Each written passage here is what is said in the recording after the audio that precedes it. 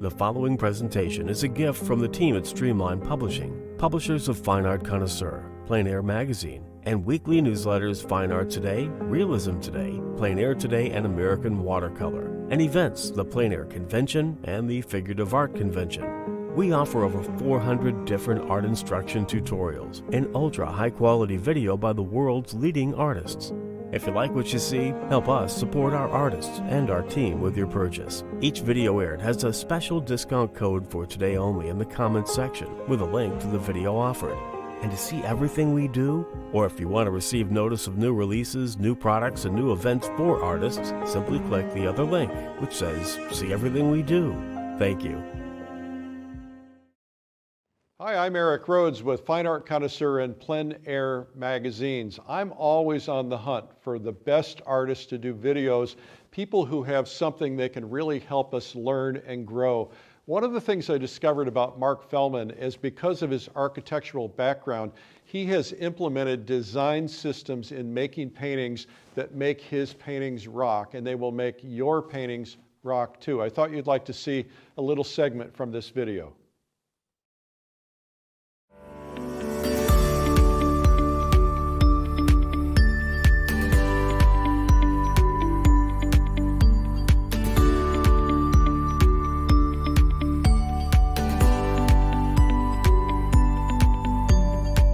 Hi, I'm Mark Fehlman, and like many of you, painting is my second career.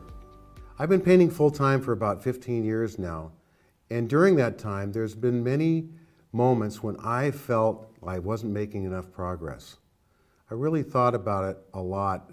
Then I had one of Oprah's aha moments. I realized that I had to go back and relearn the fundamentals of painting. In this video, I want to share with you powerful strategies that are going to make your paintings dramatically better. To get the benefits of these strategies, you have to employ them in practically every step of your design and painting process. As you start to utilize these strategies, you'll begin to see the patterns and silhouettes that we will be talking about in this video. You will notice light and dark shapes in the environment. You'll start to pay attention to the shapes of trees, of clouds, and buildings. Your powers of observation and visual memory will become finely tuned. I want to ask you an important question. How badly do you want to become a better artist? Are you willing to work hard at your craft? In this video, I'm going to share with you the things I've learned over the 15 years that I've been painting now. I've been where you are, wherever you are in the process, because I've seen it all. I want to make things as clear as possible so that you can replicate these in your work. As you digest this information, if you have any questions, I want you to go to my website and send me the question. I'll try to get back to you as fast as possible. My website is www.markfehlman.com. But you can't just watch this video and expect to get immediately better. Over the next few months, review segments of this video and start to make these fundamentals a part of your process. Painting has become my passion. I never regret leaving my first career in architecture to become an artist. So let's get into it. I want to share with you a key tip that hopefully is going to change your whole approach to the painting process. It's rarely talked about, but if you embrace this, it's going to make the price that you paid for this video one of the best investments you've ever made. I've found that the secret to creating a powerful painting, are you ready for this? A powerful painting is 75% preparation and 25% painting process. Rarely do we think this way.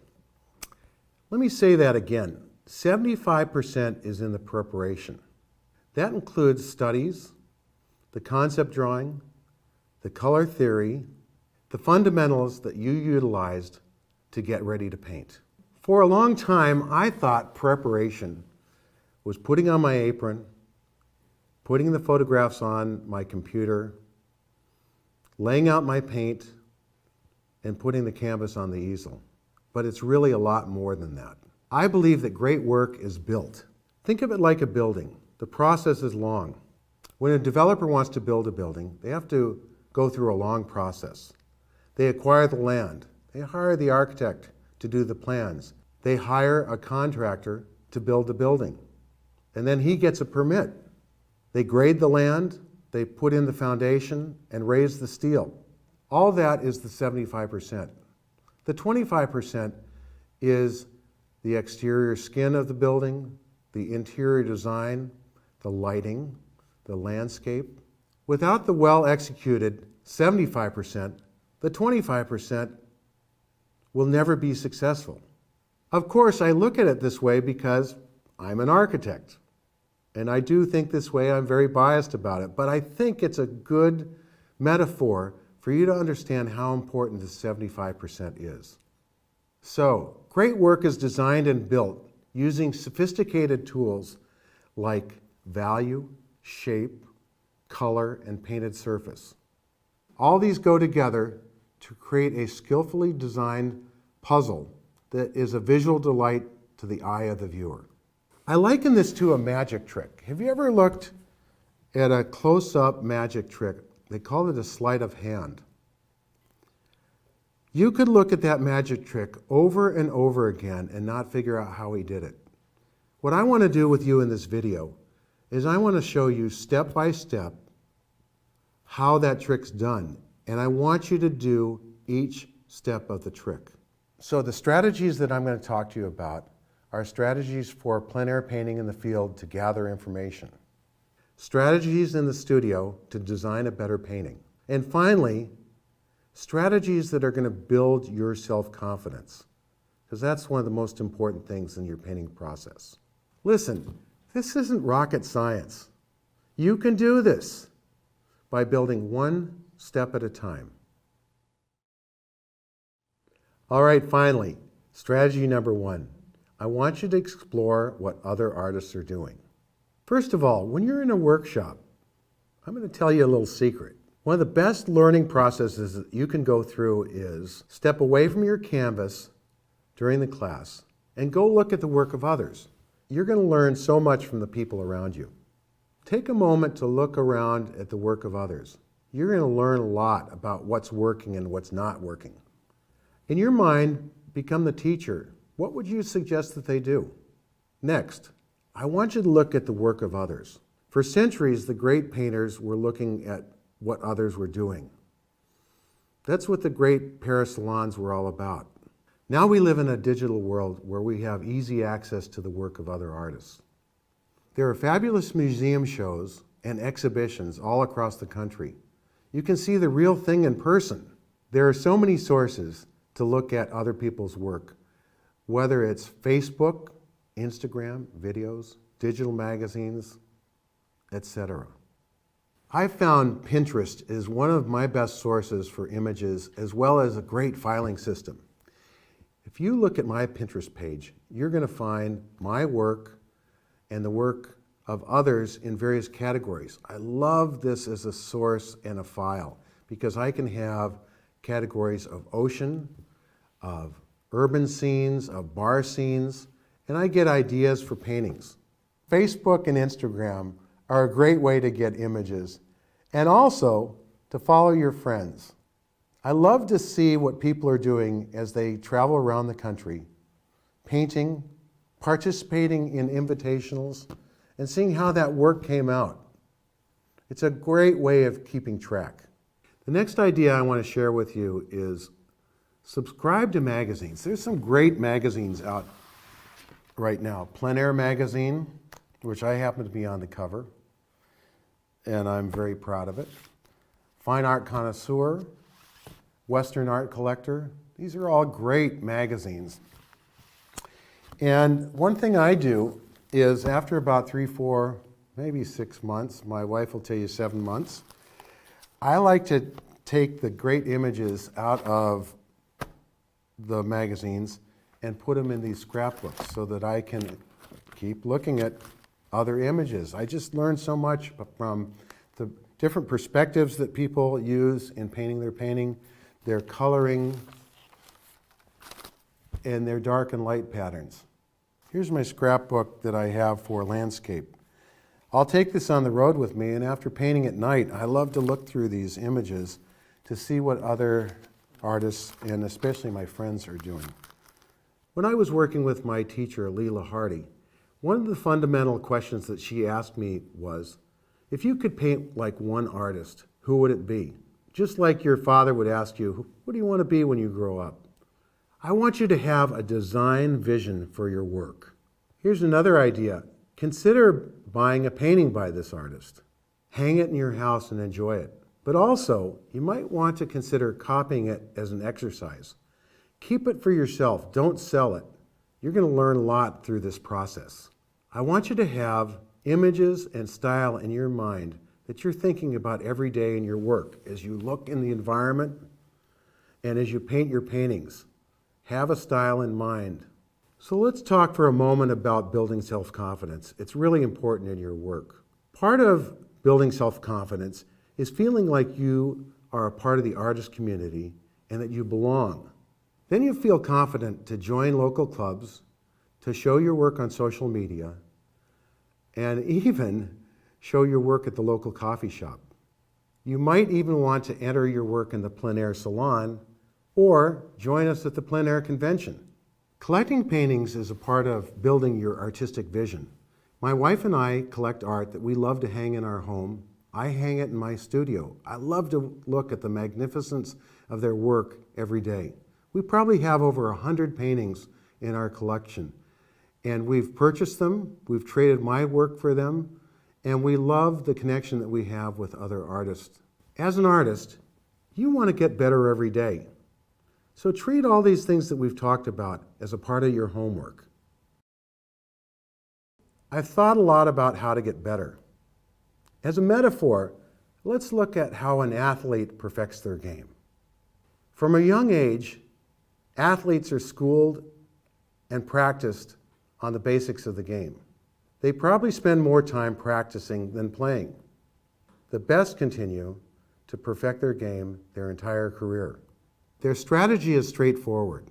First of all, they practice the fundamentals. Number two, they break down their game and they work on their strengths and weaknesses. Number three, they watch others to understand their game. Number four, they get a good coach. Number five, they think like a rising star. They envision their future. Number six, they practice before their game with a warm-up, and they work on problems after the game. Athletes don't just play the game. They prepare, they perfect, and they envision their success. As an artist, the process is not much different. If you just really enjoy painting, that's fine, do it.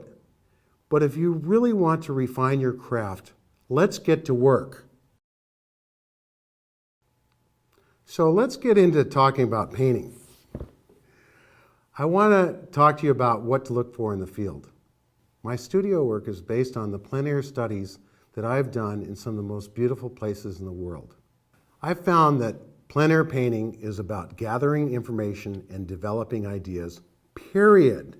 When you're in the field, don't try to create a masterpiece. You can be overtaken by trying to get it right. Your goal is to get ideas about color relationship, shape patterns, and dark light relationships, rather than trying to get an accurate version of the scene. This is going to really free you up to get the information you need back in the studio. Now, let's talk about getting reference. One of the things that I really appreciate about my fellow artists is they're willing to go the extra mile to get that perfect view at that perfect time of the day. They're willing to climb to the top of the mountain or climb down the canyon to get that view of the stream running down the canyon. They're willing to get up early in the morning for that sunrise, that moment when the sun peaks above the horizon. They're willing to stay to the end of the day as the sun goes down and maybe shines its light through the waves. And maybe even stay up late to paint a nocturne. When I'm outside, I use 9x12 plein air panels made by Raymar. They're linen covered and they're what they call feather light. They're extra light and thin. They're perfect for outside. They allow my paint to just glide on so easily. Don't use cheap canvas panels. They'll fight you all the way. It's tough enough painting outside. So when you're outside, Look for interesting patterns of dark and light shapes. Look for distinct silhouettes. Decide what this study is about. Is it the sky? Is it the foreground? Is it the light and the dark? And finally, develop a design ideal for this painting. Don't just paint a scene. When you're outside plein air painting, try to paint it in under an hour or two. Don't labor over it and don't get hung up in the detail. Try using large brushes with lots of paint. Be more interested in the idea and capturing the subtleties of color. And I want to point out specifically color in the shadows. In the shadows, there is a lot of light reflected into those, and the temperature changes quite a bit. Whether it's the desert floor reflecting light into a shadow, or if it's the sky reflecting its bluer or cooler light into the shadow. Cameras are lousy at picking up color in the shadow. So when you're in the field, document it in your painting. Take lots of photos and videos for use in the studio for general information. To summarize, your goal when you're in the field is to make color notes, to look for patterns, and capture compositional ideas. So sit down and relax and look at your studies. Did you gather information? Did you develop some ideas? You might think about what do you like about them. And don't get upset if you didn't create a masterpiece. That wasn't your job. Okay, let's move on to composition. I believe composition does all the work and color gets all the credit. To understand this idea, let's consider some of the work of the great black and white photographers. They were able to create masterpieces using only composition, value, and shapes. A strong painting is usually based on a strong compositional diagram, and the diagram is really the backbone of the painting. It is this underlying structure that holds everything together. Without a basic structure or organizing idea, the painted image will feel weak and unorganized. The works of Shakespeare created iconic storylines that have been used for centuries. The classic storylines like good versus evil, with good winning out and living happily ever after, is certainly one of the most used. Think of Romeo and Juliet, their star-crossed lovers who ended tragically. You see these storylines over and over again in the movies. The same can be said about paintings. As you know, the great artist Edgar Payne identified several compositional diagrams that will provide a strong foundation for your painting. The magic lies in the ability to weave the compositional diagram into the composition so that it's strong but not obvious. I like to use one of 4 compositional diagrams. I use the S-curve, the steelyard, the cross, and the diagonal. So first, let's talk about the S-curve. I love the S-curve because you can find it in most landscapes. When you're out looking for a plein air subject matter, we always are drawn to a meandering path, a coastline that curves, or the edge of trees that have an S pattern. This is probably the biggest go-to pattern outdoors. Steelyard is the second diagram. It usually balances a large object with a small object in an offsetting balance created by the horizon. I like to push the smaller object off in the distance a bit, and that creates a path to direct the eye.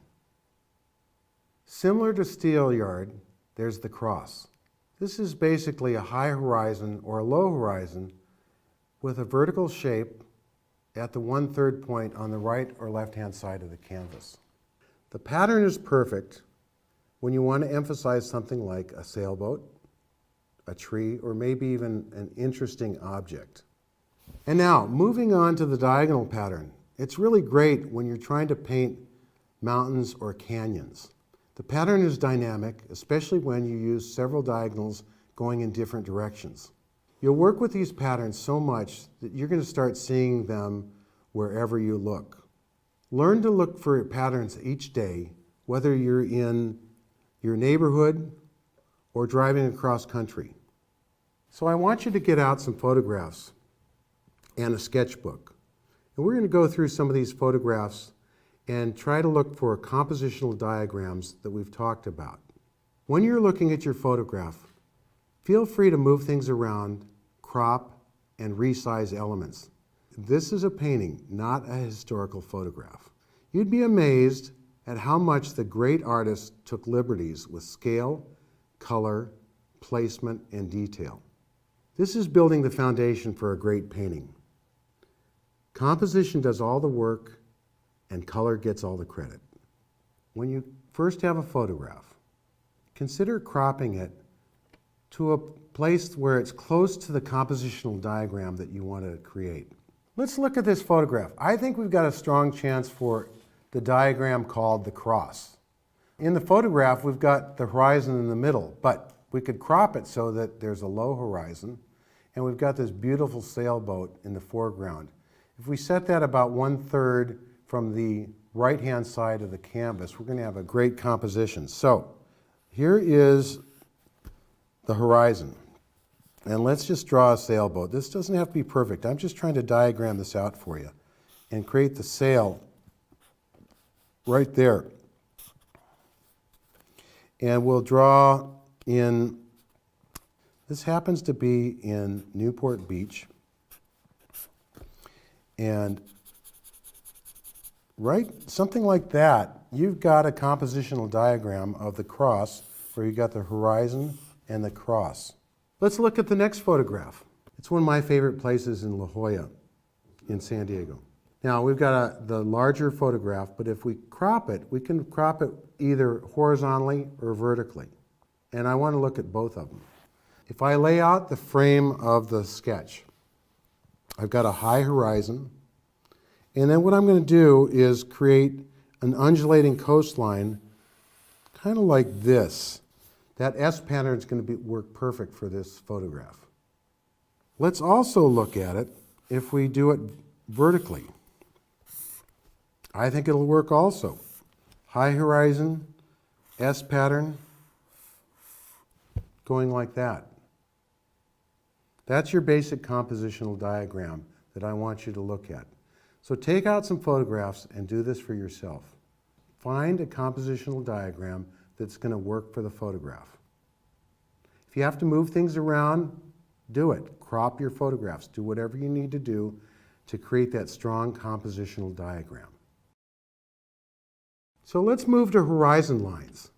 I want to talk about the elements that are supportive of a compositional diagram. Your painting of a scene can have a very different look if you have a high horizon or a low horizon. Let's look at a couple sketches that were in Edgar Payne's book that illustrate this idea. If you have a low horizon, you may want to feature the clouds in your sketch. If you have a high horizon, you may be really trying to focus on the mountains in the foreground. Hence these two sketches. Okay, let's look at a series of sketches. First with the low horizon. The first sketch shows you a low horizon with sailboats, and it's that steelyard diagram. You've got the big sailboat in the foreground and the small sailboat in the distance. But also showing this is the big clouds in the background. So low horizon. The next low horizon shows cliffs in the foreground and the big sky in the background. And then finally, a low horizon showing you, let's say, a desert scene with big clouds that are featured in the sky. Next, let's look at the sketch of a high horizon. Now, I tried to do it similar to the sailboat with a low horizon, but what we're showing here is a reflection of the sailboat and the high horizon. And the same is true for those cliffs. The high horizon features the cliffs and the ocean in the foreground and really minimizes the clouds. And then finally, the high horizon, the last sketch I'm going to show you here, let's think of it as going down a canyon. Maybe there's a stream undulating down the middle, going to the ocean, but the ocean is minimized by the high horizon and some clouds showing in the distance. So next is the rule of thirds. I want to talk to you about two concepts of thirds that I find pretty interesting. First of all, let's break our canvas into three parts, horizontally and vertically.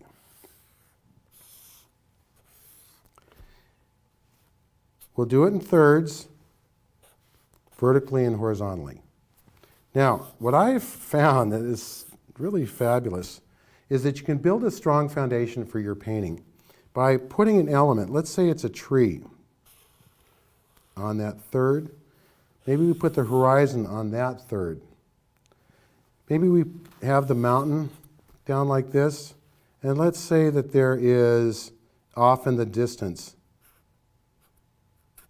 a house.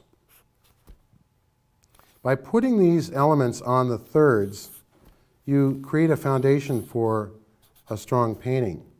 Then, let's say we add the S pattern in, and we'll take it behind the tree and come like this. So we've got, say, a road coming down. Right there, you've got a great composition that I think would easily be a strong painting. Let's do another one.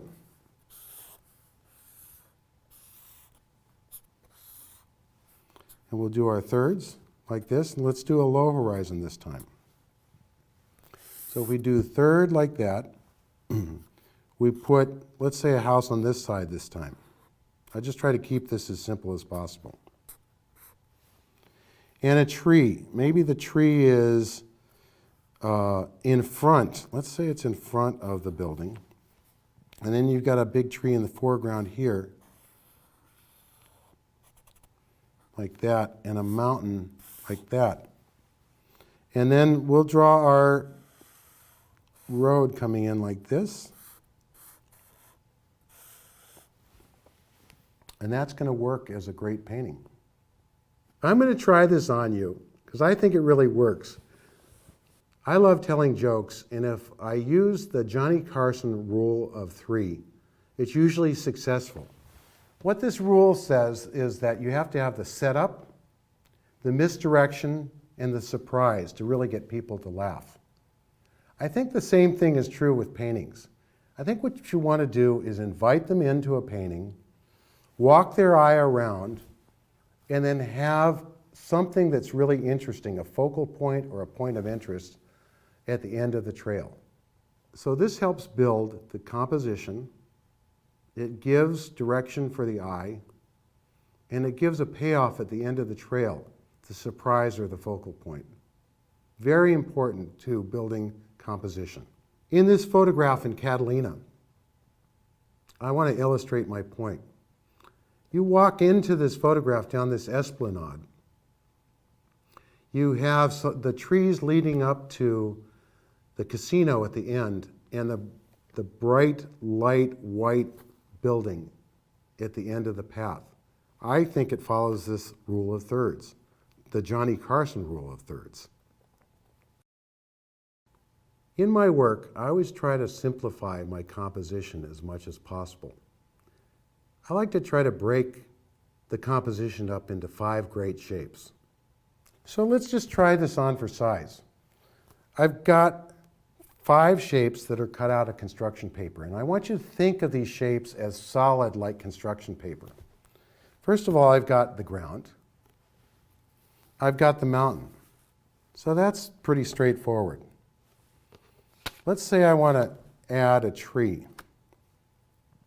I can put that tree there. I can put it over here, wherever I want to put it. Let's say we add another tree, but it's smaller and it's off in the distance. And let's say finally that I put a house. And you know, the house and the tree are interchangeable, especially if you put that road in. Now, whether it's 5 or 6 shapes, it doesn't really matter that much, but the idea is to look at your compositions in 5 shapes. Don't get hung up in the detail. We can break those down later. I'm going to show you how to do that by changing temperature, but I want to keep these shapes as solid as possible. All right, I've got a couple more examples for you, and again, kind of using the same sort of elements. We've got Number one, a house, a road, a mountain, a tree, and some clouds in the background. And my goal is to develop 4 different sketches that use these elements. The first sketch has a high horizon, a tree in the foreground. I've got a road running through, and I've kind of emphasized it with a fence. The second sketch shows a larger tree in the foreground, a smaller tree in the background, and the road. I've also added some shadows in there to kind of emphasize it. The third one, I've changed the scale of things a little bit. I've moved the building up. I've got the tree kind of running off the page. And it's a lower horizon with big clouds and a mountain in the background. And then finally, I've kind of minimized and made into a silhouette the tree and the shadow in the foreground.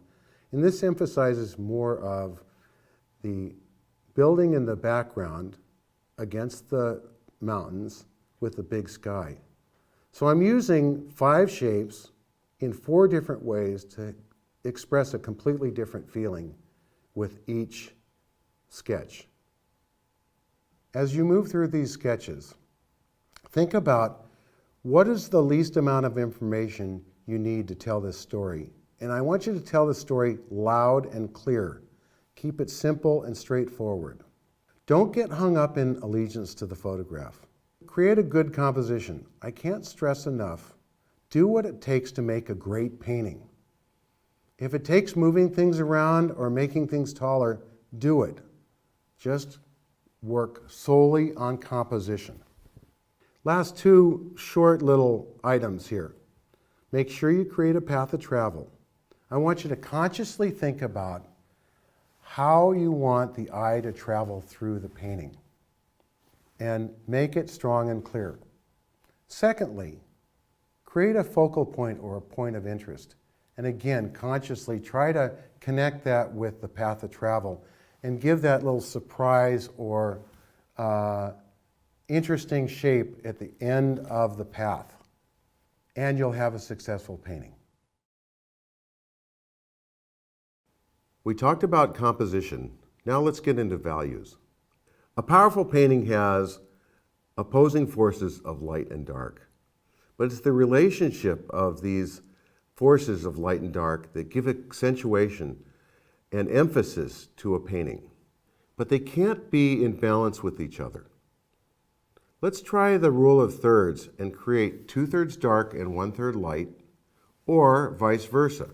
Here's the way Edgar Payne diagrams it. The first diagram shows a castle on a hill. It's got the castle really as a silhouette with the sky as the light shape. The second one has the dark sky and light castle, so it really accentuates the castle. But interestingly enough, between the two, you get accentuation of that castle form in 2 completely different ways. The second 2 show mountains. This just shows a simple view of the mountain, let's say in the morning time. By afternoon, the sun has come up and is shining brightly on the mountain. The shadows are minimized and the light is maximized. In the 5th diagram, it's a bright day. We've got 2/3 light on the trees, in the sky, on the ground, and just some minimal shadows on the tree and on the ground. And then by the end of the day, we've got a little bit of light on the tree, and it's mostly dark, so it's 2/3 dark. So you can see in each of these diagrams, you can have the same scene, and just by lighting it differently, you can have a completely different effect. I have a strict rule for myself. I never paint in the middle of the day, and I don't really like painting in flat light. So, at noon, take a break. Go have lunch, take a nap, and avoid painting during that time. When the sun gets lower, use the shadows that are created by the lower angle of the sun to do the work in the painting. To understand this 1/3, 2/3 concept, take out your sketchbook And then like we did before, get out some photographs and let's do some value sketches. I'm going to draw for you just the 2/3, 1/3 concept. And what I'm talking about, let's say a horizon line's right here.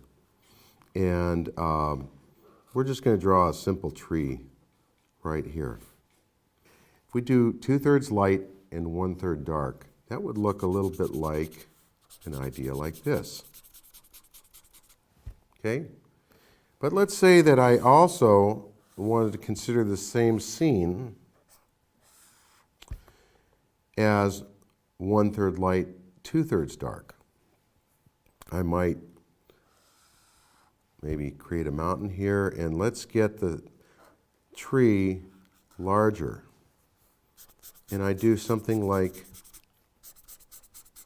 that. So I'm trying to conceive of the first scene as two alternatives. One is 2/3 light, 1/3 dark, and the second is 2/3 dark and 1/3 light. It just gives you some alternatives, especially when you're in the field, where you can consider, would it be better to go either direction? You're going to find that if you work with this idea enough, you're going to start seeing it in the environment. And you're going to see enough in the environment that you may be able to just adjust things like we talked about, the 1/3 and 2/3, where possibly, let's say you add a shadow in the foreground, or you create a dark silhouette of a tree. I've found a great trick in the field. I use my camera on my phone really to take photographs of a scene and get ideas. But also, I want to tell you about an app that I really like called See Value. You can take a photograph on your phone and you run that photograph through this app and it'll break it up into 2, 3, or 4 values so that you can see a scene better and understand it. I think it's really important when you're in the field. You can also do this on your computer in the studio to look at those value shapes and understand them so that you can design and adjust them to make a better painting. Let me show you 3 different photographs that I've run through this See Value app. The first one is a scene up in Utah where there's a strong dark and light pattern. The second slide, once I run it through the app, shows you the difference in the dark and light between the foreground and the background. The third slide, this is a shot in La Jolla, one of my favorite places to paint, shows you that light on the cliff in the distance and the dark in the foreground. Well, once you run it through the app, here's that dark, very dark, and it really offsets the light in the background. The third is the beach in La Jolla, looking over to Torrey Pines. It is a little trickier because it's showing what you think is 2/3 dark and 1/3 light, but actually when you run it through the app, it pretty much shows 1/3 dark and 2/3 light. And what you're going to notice is that the darker value that is actually in the light is pretty light. That's going to move us into the next strategy that I'm going to talk about, creating a painting in 3 values. Let's talk about limiting your values. Most paintings are expressed in 3 to 4 values. And we all know what the value scale is. I use the lightest as 1 and take it down to the darkest as 10. I really like to use values that are in about 7, which is here, and greater. It gives more light to the painting.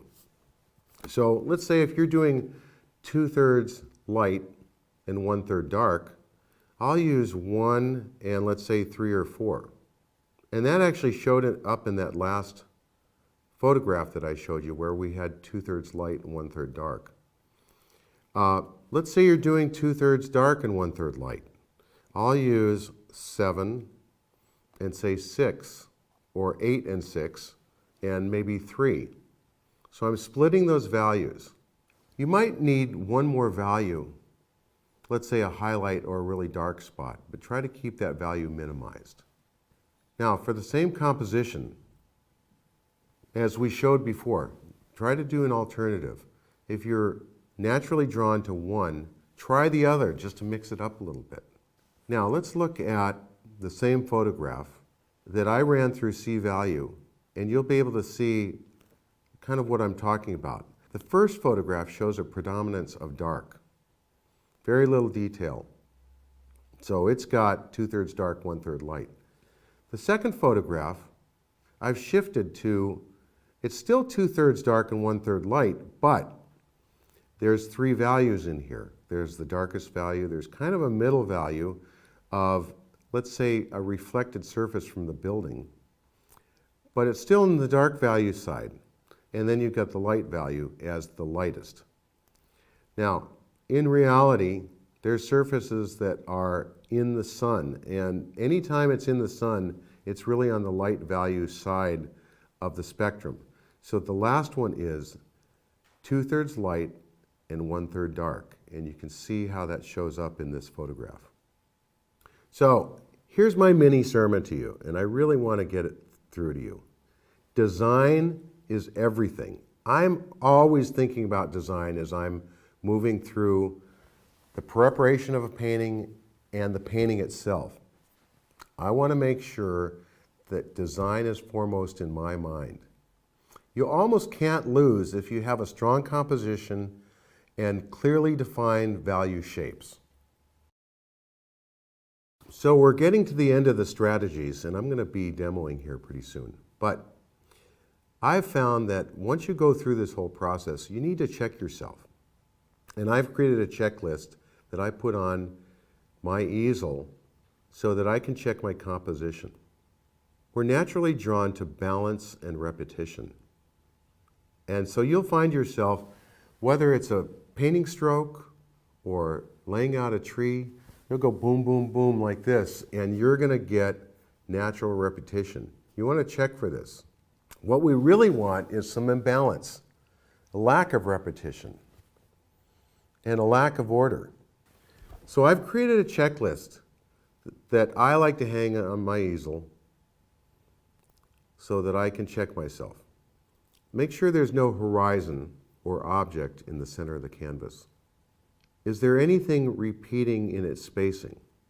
Avoid tangencies. If you're going to have something near a tangency, overlap a shape. Can any of the value shapes be combined? Is the layout true to the compositional diagram? Can anything be eliminated? Is there a path of travel for the eye? Is there a focal point? And finally, avoid equal shapes. In the initial part of the drawing, you're going to find that you avoid many mistakes in your composition that you don't have to fix later on in the painting. So let me show you several sketches and the way to avoid some of the items in the checklist. The first one shows your horizon in the middle of the canvas. Don't do that. Sometimes the trees will be in the middle of the canvas. Move them off to the side. The second diagram shows repetition. You do not want repetition in your composition. So change the height of those trees. Make one smaller and one lighter. You may want to change the spacing a little bit. In the third composition, and you see this a lot where, let's say a tree lines up perfectly with the mountainside that's in the distance. Try overlapping those trees over the mountain. It'll make a stronger composition. Now in this diagram, we've got 2 equal shapes. They're houses sitting on the horizon. You might try staggering those shapes. You know, it's the same scene, but just a different take on the scene. In the next diagram, I want to show you how to deal with a tangency. Let's say it's the sun or the moon coming up behind a mountainside. Overlap those shapes. Don't have a tangency. Here's another possible for overlapping. Let's say it's those trees. Put one overlapping the horizon and put one overlapping the hillside. The next one is, if you can combine some shapes, maybe it's not 3 trees set in a row, but you're combining those trees to make one larger, more interesting shape. And the last, at the end, make sure that you've got a good path of travel for the eye and a focal point. When I'm in the field, I take a lot of photographs. We've got, 80,000 photographs on our computer. What I found is if I take a general photograph, then I can get a lot of interesting paintings out of that photograph merely by cropping. So I'd like to show you a series of photographs to give you an idea of what you can do. Don't just take a picture of the scene. Let's create a cropped photograph that takes you miles down the road with your compositional idea. The first one is of the countryside. It shows a path, a nice meandering path winding down the hillside with a high horizon. But I can crop it to a low horizon where it emphasizes the sky and the silhouette of the trees more. I can increase the height of the horizon and make a longer path. So with just the same scene in the photograph, I've got 3 different compositional opportunities here. The next one is of a sailboat. So you see the horizon right in the middle of the photograph. Remember we talked about that's a no-no. So pick one or the other. The next one shows the high horizon with the sailboat about 1/3 from the left of the frame of the photograph. The next photograph is one you might take when you're out along the bay and you see this beautiful little boat sitting here. But you can make it a much better photograph by cropping in on it and maybe raising it so you've got more foreground. The next photograph is a scene in Marblehead, which is in the Massachusetts area. Again, an overall photograph, but I can make a vertical of it or I can make a horizontal of it. I can still capture the same scene with a different format. The next is an estuary in California, looking through the trees to this beautiful view in the back. But if I just go barely to the right, I can see a scene that has this diagonal composition with the estuary in the background. The next photograph shows you a series of houses in a bay. Beautiful place. And I can crop it in different ways. But I can also, in the last photograph of that group, I can darken the house in the foreground and create a predominance of light in the background. The last scene is in Rockport, Massachusetts. It's called Motif 1 because it's probably been painted more than any other place in at least the eastern United States. And I'm trying to show you here how I'm walking around this red building to see what is the best angle, what's the best composition that I can use to paint this building. And this is very similar to what I typically do. I walk all around and see where's the light best, what's the best composition. Do I want to put something in the foreground like this lift for lobster traps that will show scale? Or do I want to show boats? And how many boats do I want to show? So when I get back to the studio, I take my sketches and I take these photographs. And one of the efforts that I go through is to look at my photographs of a scene and crop photographs to see if I can get an interesting composition. In addition to cropping, I use Photoshop to add elements to a scene. So I like to take a scene like this one in Utah, and I want to add some scale figures to it. Using Photoshop, I can squash the picture, I can take elements and add them to the picture, I can increase the size of the photograph. I can do lots of things with Photoshop, and if you get a chance, I use Photoshop Elements. It's very simple to use, and it's very worthwhile in your design of your composition. So my last section is about drawing. I can't emphasize enough how much drawing is important to your effort, but it's not for the reason you think. And I'm going to talk about 3 different ideas here. First of all, draw to develop ideas. It's doodling. We all like to doodle, but make it productive doodling. I once went to the studio of Dan McCaw, and he showed me some books of his doodles. This guy sits around for an hour at night and doodles ideas for the next day. They're nothing specific, but he develops ideas that are compositions. My good buddy Jim Woodark also does the same thing. That's how he develops ideas. Draw to configure a scene. Designing. When you draw a scene, you really start to understand a scene. You understand where things are, where the horizon is, where trees should be or where they could be if you design them. So you're drawing to develop these ideas that we talked about earlier of 1/3 dark, 2/3 light, or vice versa. And finally, draw to understand what you're looking at. I took quite a few figure drawing classes, and I really found them helpful in landscape because in a figure drawing class, you have to really understand the relationship of things. You understand the gesture line, how thick things are, where a position of a head is, and it made me look carefully at the figure to be able to understand what was going on. I found the same thing to be true in drawing landscape.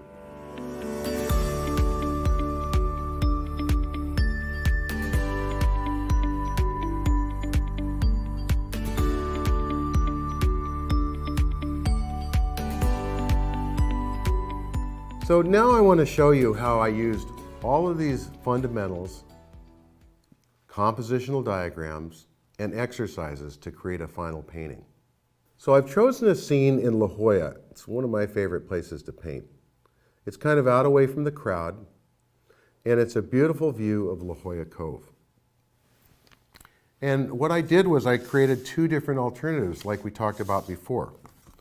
Okay, the first sketch shows you low horizon, so I'm featuring some clouds here. I've got the silhouette of the bluff in the foreground and the lighted bluff in the back. And I've got this S diagram of the foam in the water. In the second one, I've done a high horizon right up here. I've still got that bluff in the foreground, in shadow and in silhouette. But I've also got the highlighted bluff in the background, which is where my point of interest is. And here, not quite as obvious, is the foam in the water. Let's decide what this painting is about. What do I want to emphasize? First, I'm going to show you a series of photographs where I walked around to decide what to paint.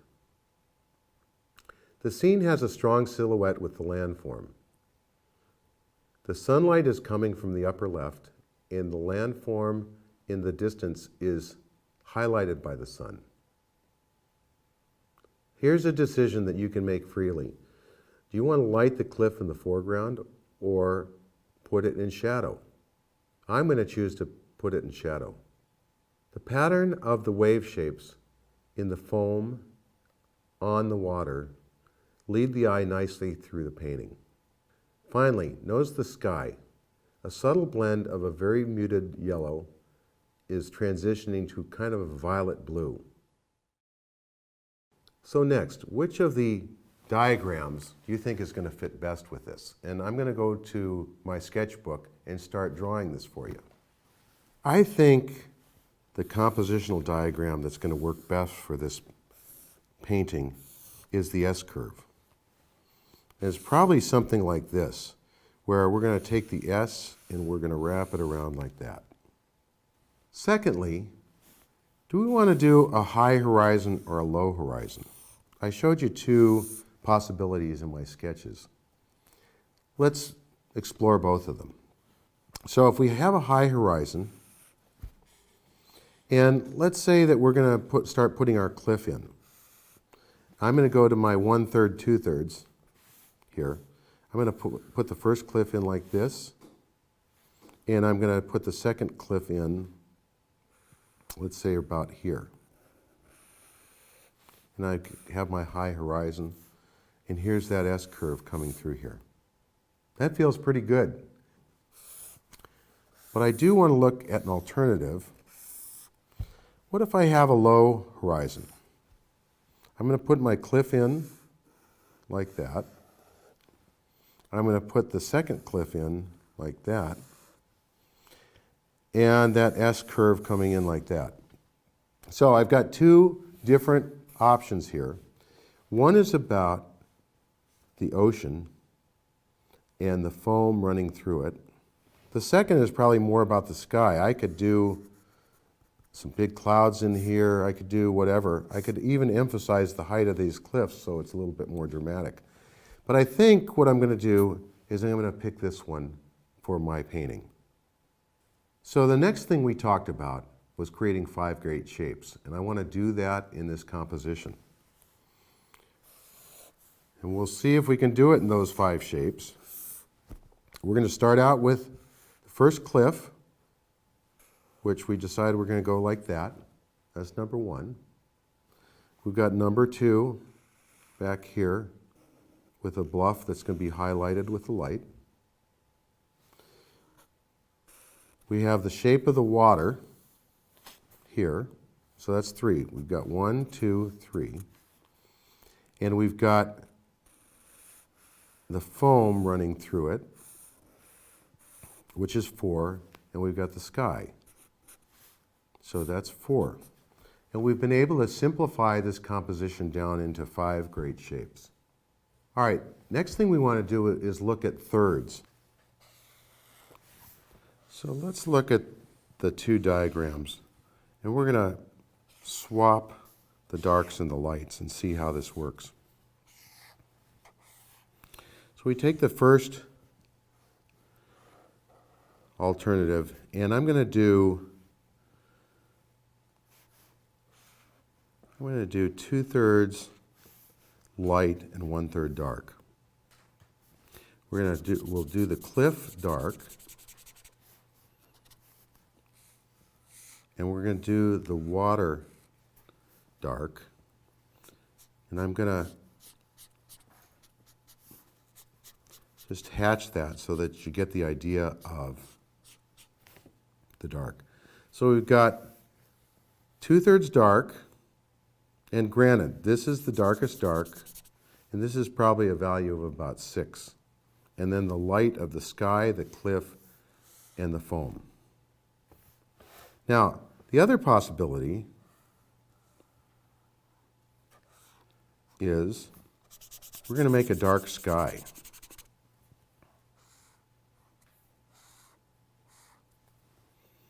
And we'll take the dark sky. That's going to emphasize the lightness of the cliff here. And we're going to do that foam like that. And keep the ocean, the water area, fairly light. But maybe it is just slightly darker than the foam. I think I'm going to choose this one. I think it's going to have more light and feel more inviting. Finally, let's go through the checklist of just the basic layout. So I've got my thirds, and I'm going to put my cliff in here over to my third, something like that. And I'm going to have a high horizon. So that takes care of the first issue. Is there anything in the middle? And no, there's not going to be anything in the middle.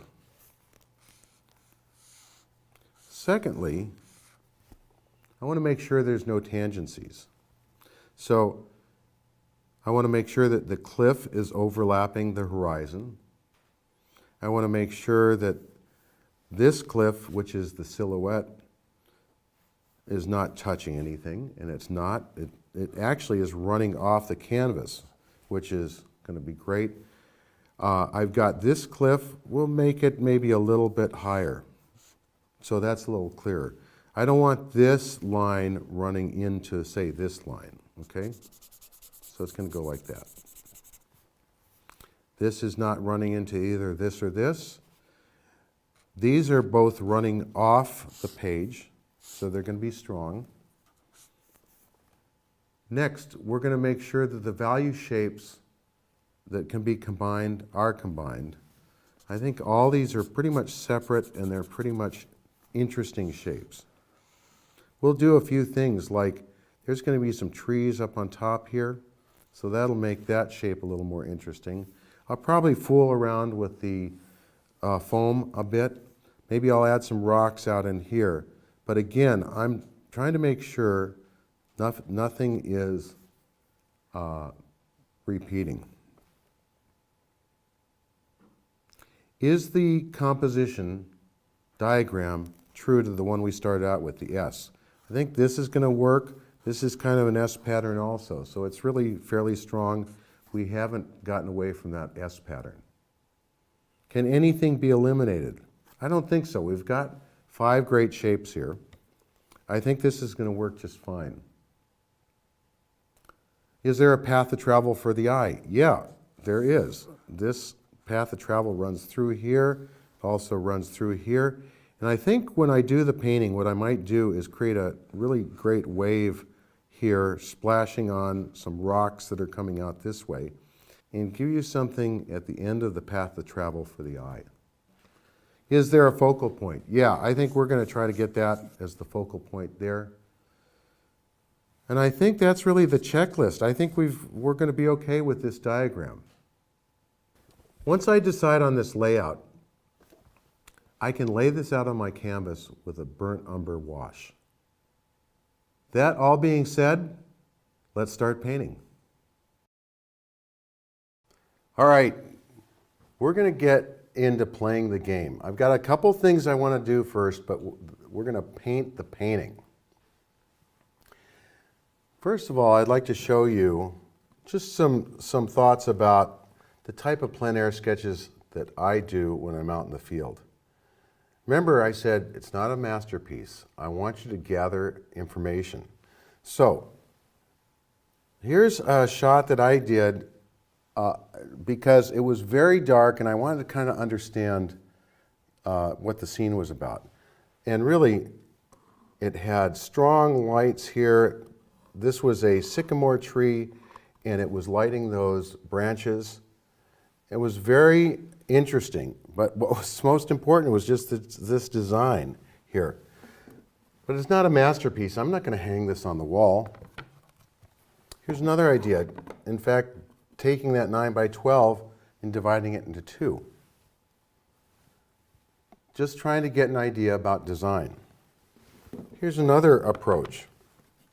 I tried to do something that was pretty monochromatic to understand this was a water course running through here and a sycamore tree hanging over. And I wanted to understand, could this be a good painting? A lot of times when I'm out plein air painting, I develop an idea and I realize I don't like it, so I'll treat it another way. But this actually worked pretty well, and so I did another version of the same idea with color. And a trick that I use is I'll take a photograph of this with my phone and I'll desaturate it so I take all the color out of it and I can see it in black and white and see if I was able to achieve basically what this achieves. And if it's not quite right, I'll darken down that shape. So plein air sketches are tools. They're for gathering information and developing ideas. The next thing I'd like to do is, let's just kind of look at this is the plein air sketch of the bigger painting that we're going to do. It has all the things worked out design-wise and compositionally that I want to use. I've developed my design, my diagram, my compositional diagram. I've looked at values, I've looked at shapes, I've looked at the horizon. I've done all the things that I want to do now. Now I'm going to go back and develop the bigger painting on the canvas. I'm going to do a burnt umber layout, or also known as just a kind of a mid-tone layout. I try to keep it very thin. I am going to tone the canvas first. I really have come to like that more. And then I'm going to do the layout. To do that, I'm going to put some white, some titanium white on my palette. I'm going to use Signal Flag Red, which is made by Hughes. And actually, Gamblin makes this, but Deborah Hughes was the person who designed the colors. Really like those colors. I'll talk about them a little bit more in the future. And then I've got this Anchor Green, which is kind of a muted green. And I'm going to mix those together also to get kind of a tone on here. And I want to keep it really thin, so I'm going to get it on there. Maybe I'll do a little more yellow. I want it to brighten up just a little bit here.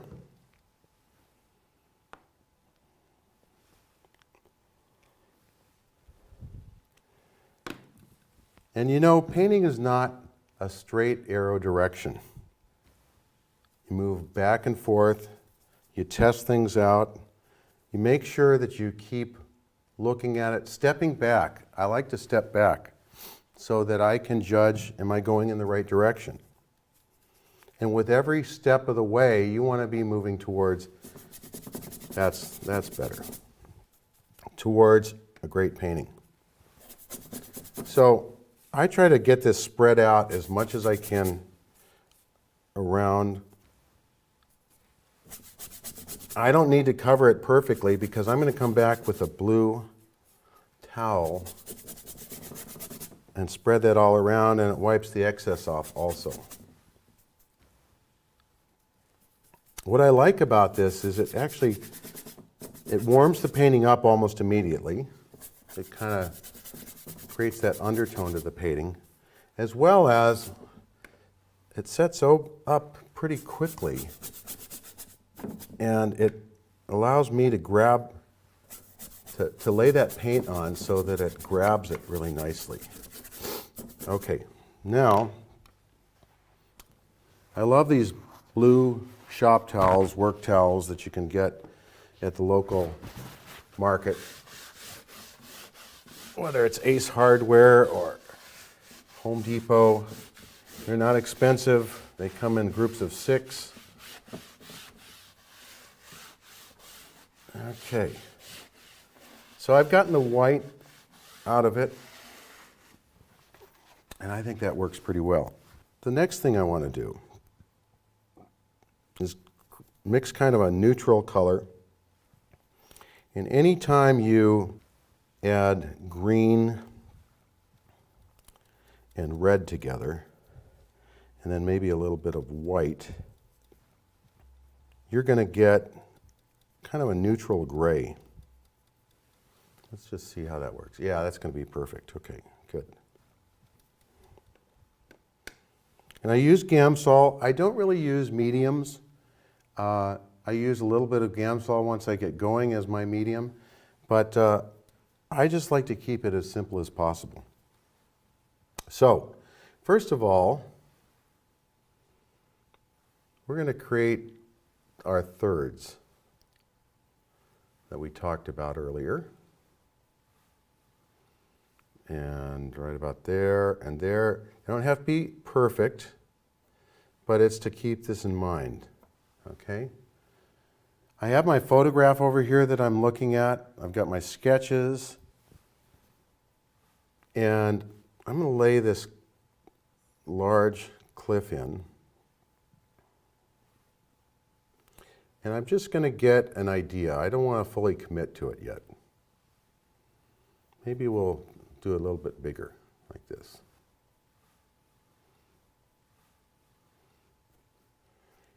And just try to get some interesting shape ideas going on.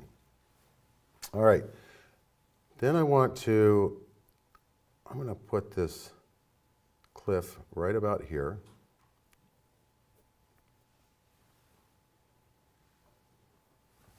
Just like the sketch that I was talking about earlier. And we've got some trees up in here. There's this building, kind of is like that. It's a piece of land kind of sticking out, and what that's going to be is we're going to put the focal point right there so that you can, we're going to get something going on here like a crashing wave. And then, remember we talked about a high horizon. I'm going to put the horizon right there. So we've got a good basic composition. These are at the thirds, that's at the third, and we've got this big wide open space to have that S diagram of the foam coming through.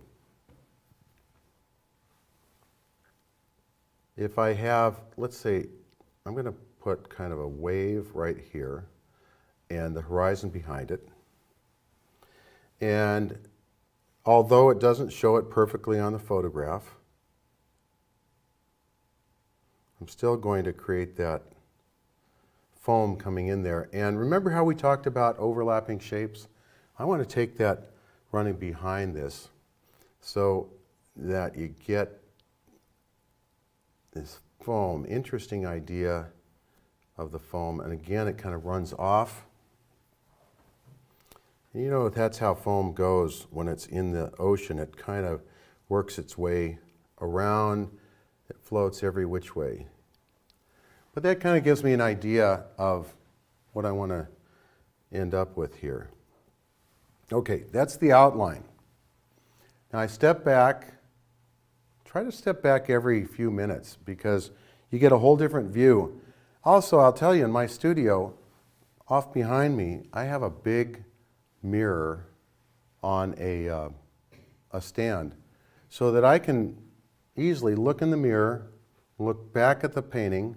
I can look in the mirror if I have my TV monitor showing the image. I can see in the mirror the TV image and the photograph and the sketch that I've done and see if I'm getting it right. There's something about getting a different point of view that's so important. If you just continue to look yourself at your painting, your mind adds all kinds of things into it. But if you get a glimpse of it, let's say you went for a break and the first view that you have when you come back is probably one of the most honest views. Another way to get it is to walk away and look back quickly. But you want to get a glimpse so you get a pure view where your mind hasn't added a lot of detail to it. Now, the next thing, and remember we talked about using large brushes. I'm going to get this a little more mixed up. It's a value that's probably about a number 7. And I'm going to lay it on. Remember we decided that we're going to kind of keep this dark.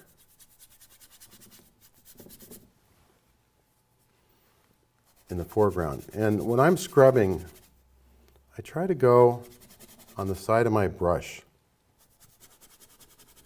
I'll talk about brushes a little bit later on. And I'll change the temperature a little bit. I'll add a little color in there just to get something going on that's interesting.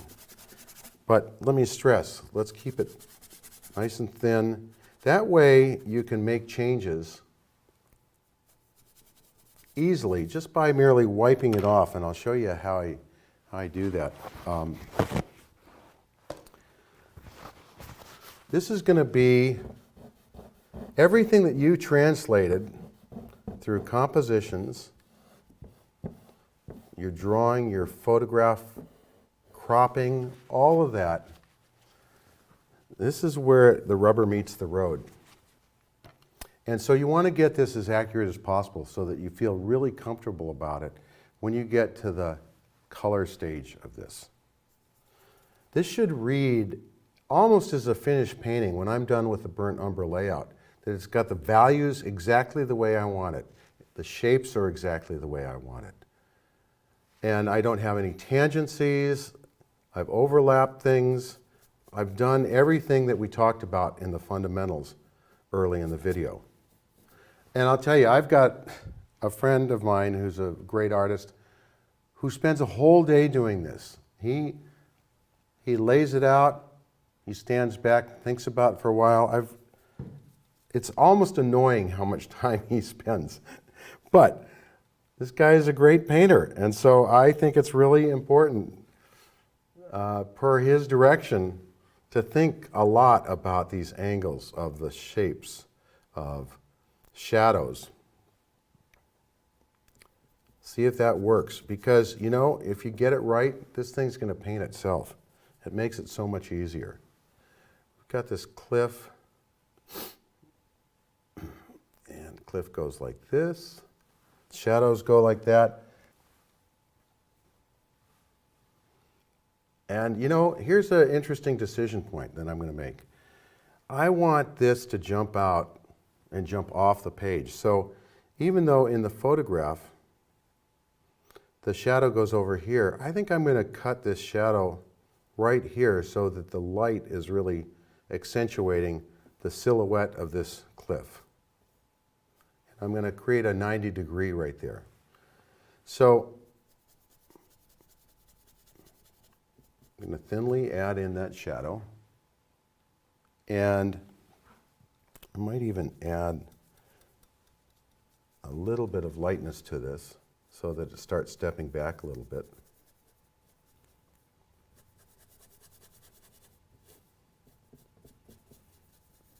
Okay. See how that drops back from here, and I can make this come a little bit forward.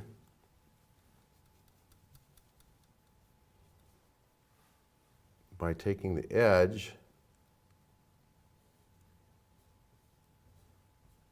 putting an outline on it right now to decide what outline do I want for this. What's the best shape? Okay, for now, that's looking pretty decent. I'm going to bring this down a little bit so that it's moving towards you. And I notice that there's a few rocks out here, and actually that rock pops out there, makes it more interesting. And out in here, there are some rocks. And I heard someone say one time, the way to paint rocks is to make them look like you really get hurt when you fall on them. So make them short or sharp, make them different shapes, and we're going to carve those shapes as we go through this. Keep them thin, okay? And I'm going to add a little bit more to this. When you paint this thin, it really gets sticky, and so when you lay something on later, it holds even better. Go like that. And I'm going to tell you, there are times that I'm going to make mistakes in this, as we all do. But that's how I'm going to teach you, is showing how I fix my mistakes. You know, we talked earlier about golf, and I learned something about golfers that I thought was really fascinating. The difference between the top golfers on the PGA circuit and the bottom golfers is about 5 to 6 points in their average score. The really good golfers know how to get out of trouble better than the guys who aren't as good. They all hit pretty well down the fairway. They can all pretty much make their putts, but it's when they hit behind a tree and they can get out of trouble that it shaves off 2 or 3 or 4 strokes on their overall score. So I'm telling you, I'm going to make some mistakes along the way, and I'm going to show you how to get out of them. Okay, that's feeling better.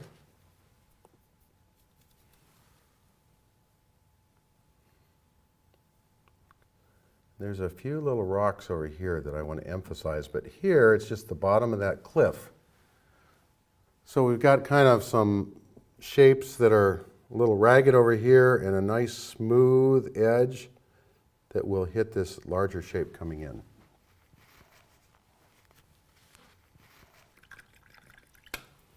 All right, now, these trees up here,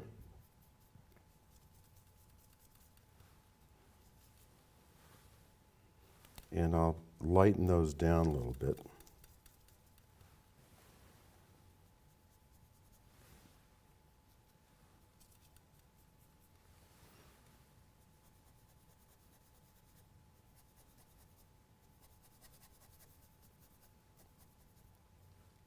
And I actually know this scene pretty well, so I know that there is light underneath those trees. They're canopy trees with a little bit longer trunks, and so there is some light underneath there.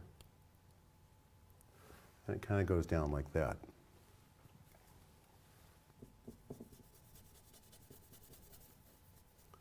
And we'll end this here, and maybe actually put some things here. Then there's a staircase that goes up here.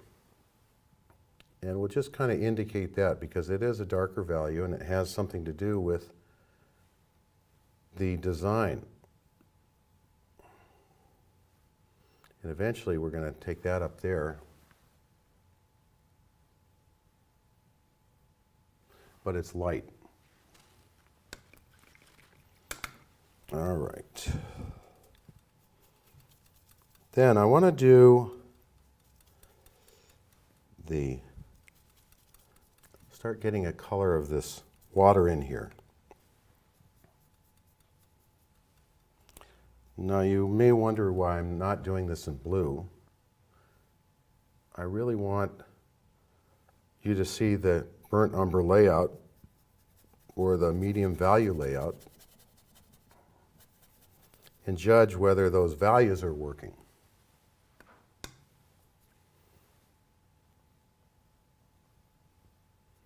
And we can change temperature really easy. It's harder to change the value. I'm going to bring this in like this.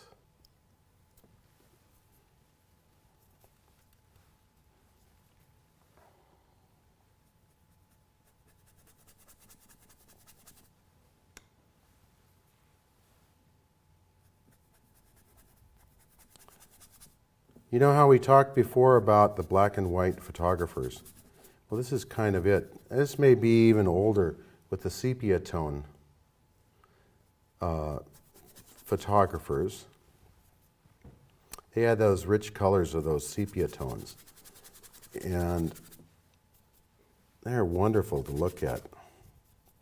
I even take some of my black and white photographs and run them through the sepia tone filter just because it gives such a rich character to it. So that's what I'm trying to do here is create basically a value sketch that's a sepia tone.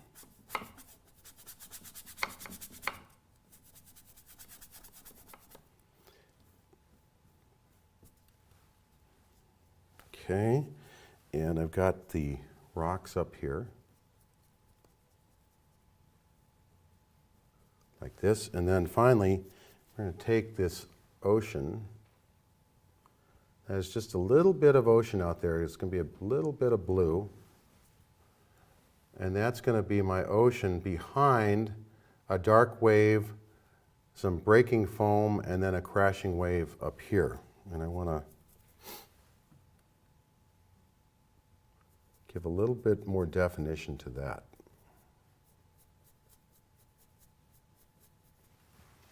Okay, let me step back now.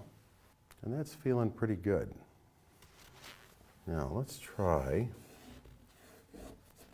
come through and wipe out some of these overages. I take this behind here, makes it more interesting when the shape engages.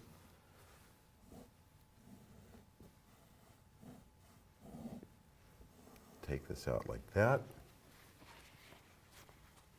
And I can add a lot of color to this dark shape in the foreground with changing the temperature. I'm going to talk to you about that as we go through.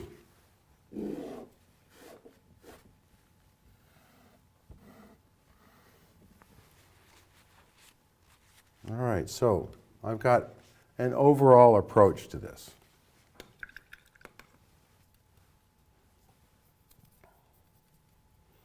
I'm going to go back in and try to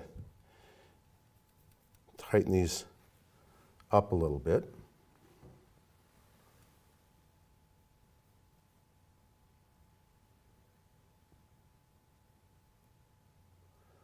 Let's see. Okay.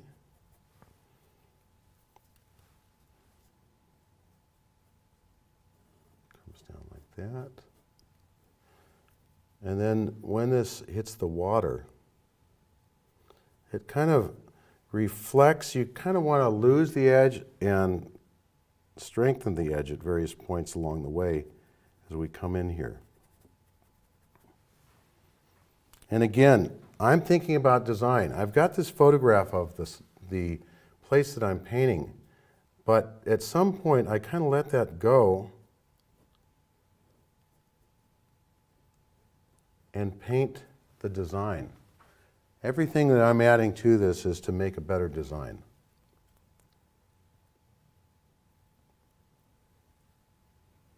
Obviously, I want to have a likeness to the design, to the actual scene, but I'm making a painting. No one's going to compare this with a photograph of the scene. And I'll tell you, there's many times I go back and I thought the scene was better in person than I've now imagined it in my mind. And this is one of those examples. Now, this cliff comes down here and down like that. And I want to start kind of cutting this up so that I recognize that there's different faces. So in this section of the photograph, it's actually got more light on it.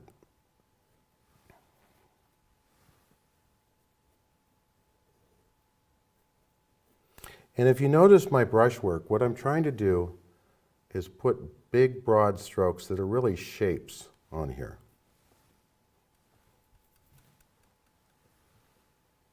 And they come down like this. There's some where the light's not getting in as much, and some where it is coming in.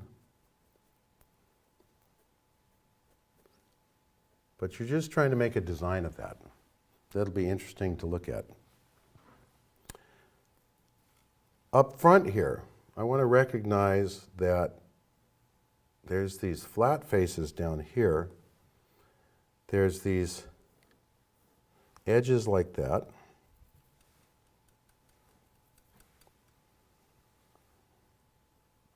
And kind of an edge. And what you don't want, you want to make sure that you don't get this equal with that. So I've got to pull this back a little bit. And then you get worried about 1, 2, 3. So be careful in how you size these different shapes. This comes up like that. There's several dark shapes kind of underneath this little protrusion. And along the way, there are some shapes like that. This is all about shapes. You're creating shapes in different values, and all those shapes go together to create a powerful painting.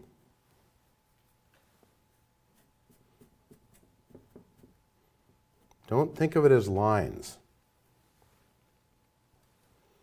These are big shapes, and you want to keep these holding together.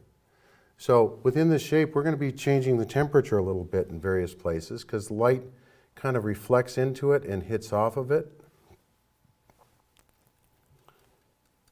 And so it will actually not be one solid color of the same temperature. It's going to have lots of temperatures to it and lots of visual interest because it's right up front in your face, and you need to be able to express that in the painting. And this is going to come up.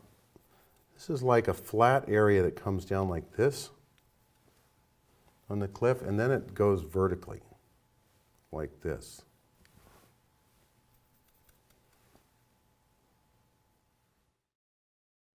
Hey, would you like to win a beautiful painting worth almost $3,000? We've got a beautiful Joe McGurl plein air study that he's done of the sunset in Maine. It's gorgeous. If you want to have an opportunity to win it, go to paintinggiveaway.com. Just put in your email. That's all you've got to do, and you only need to enter once. We'll be giving away the prize at the end of May. Go to paintinggiveaway.com.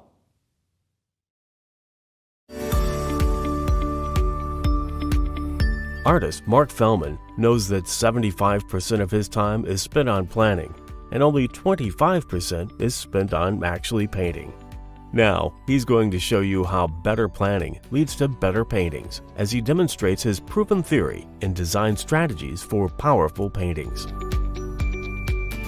If you're willing to do a bit more work up front, you'll find yourself progressing through your paintings with more confidence that the end result will be just as you envision.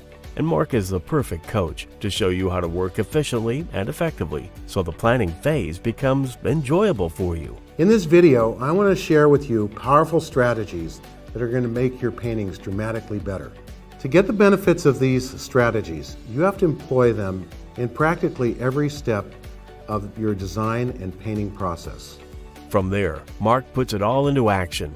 Follow along and see how his solid plan supports each phase as he demonstrates a beautiful seaside painting done from a plein air sketch, photo reference, value, and composition sketches. Design is everything. I'm always thinking about design as I'm moving through the preparation of a painting and the painting itself. I want to make sure that design is foremost in my mind. Mark will show you from start to finish how to visually communicate a place so full of beauty that you felt the call to paint it. We talked about what an athlete does to get better. He's got to work on things every day. It may not be the same thing, but maybe one day it's brush strokes. Another day it's working on composition diagrams. Another day it's looking at alternatives for dark and light shapes and how those work together. These are the fundamentals that are going to advance you in your career and in your drive to be a better painter. Available on DVD or digital to view on your computer, tablet, or smartphone. Design Strategies for Powerful Paintings with Mark Fehlman is available right now.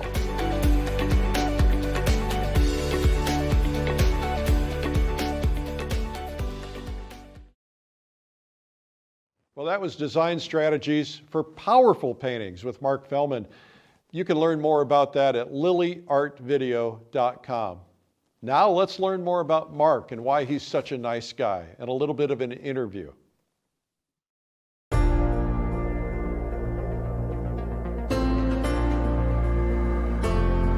Hi, I'm Eric Rhodes, publisher of Fine Art Connoisseur and Plein Air magazines. Today I've got a great guest, artist Mark Fehlman. Mark, welcome.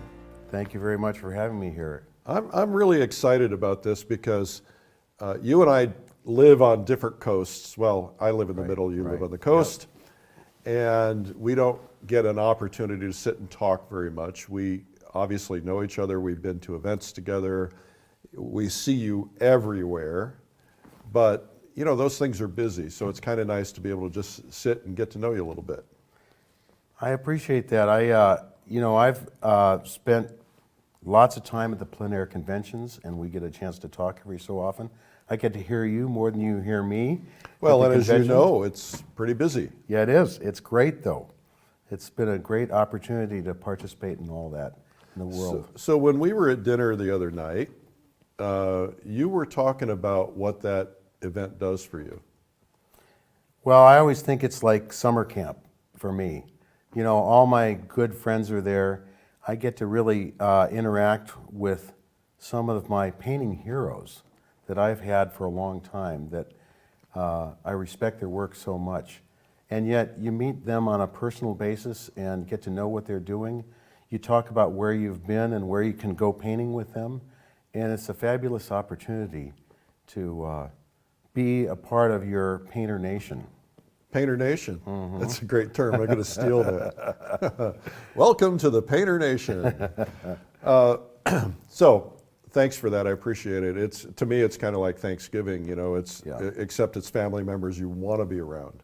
Right. right? Absolutely. You know how that goes. Yep. And we're all exhausted when we're done because we've had so much fun and we've tried so hard to squeeze every little bit out of the time that we're there. Well, as you know, we get up really early in the morning for marketing, and some of us stay up till really early in the morning. Yep. So yeah, you don't get a lot of sleep. Well, I remember the first year when you were doing your marketing boot camp, you know, I would get up every morning and listen to you, and I said, okay, I'm going to do what he says. And it's worked out well for me. Okay, tell me the truth. And it's all true. Okay. It's all true. All right. So Mark, I want to kind of do a rewind here because you have had a fascinating life and a fascinating career before this whole second career of being an artist happened. So, but first let's go back to childhood. Mm-hmm. Do you recall any notice of art or influences of art back when you were a kid? Absolutely. My mother fancied herself as an amateur artist, and she introduced me to all kinds of things. You know, I grew up in the 60s and 70s when you were doing sand candles and macrame and silk screening and all these great things, and she and I did a lot of it. I was really the child that excelled with her in art. It was not drawing, and it really wasn't painting, but it was making things and building things. And for me, that kind of led into architecture, which was my first career. And I wanted to be an architect since I was about 9 years old. But I always had, all through high school, I had this art background going on. And I actually had a career, believe it or not, in sculptural weaving, which is totally different. What is sculptural weaving? Well, you know, it kind of came around when the macrame movement was going on. Right. But I was spinning wool and dyeing it with natural dyes and weaving it into sculpture that was woven. Really? And I had shows in Laguna Beach and San Francisco and places like that.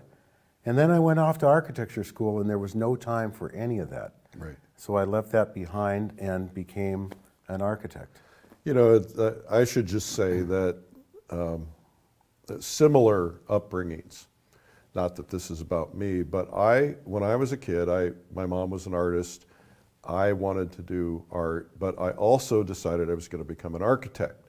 But the key difference is that you did it and I didn't. Yes. And the reason I didn't at the time, I was intimidated by what I had heard about the process, because architecture school is really, really hard. Yeah.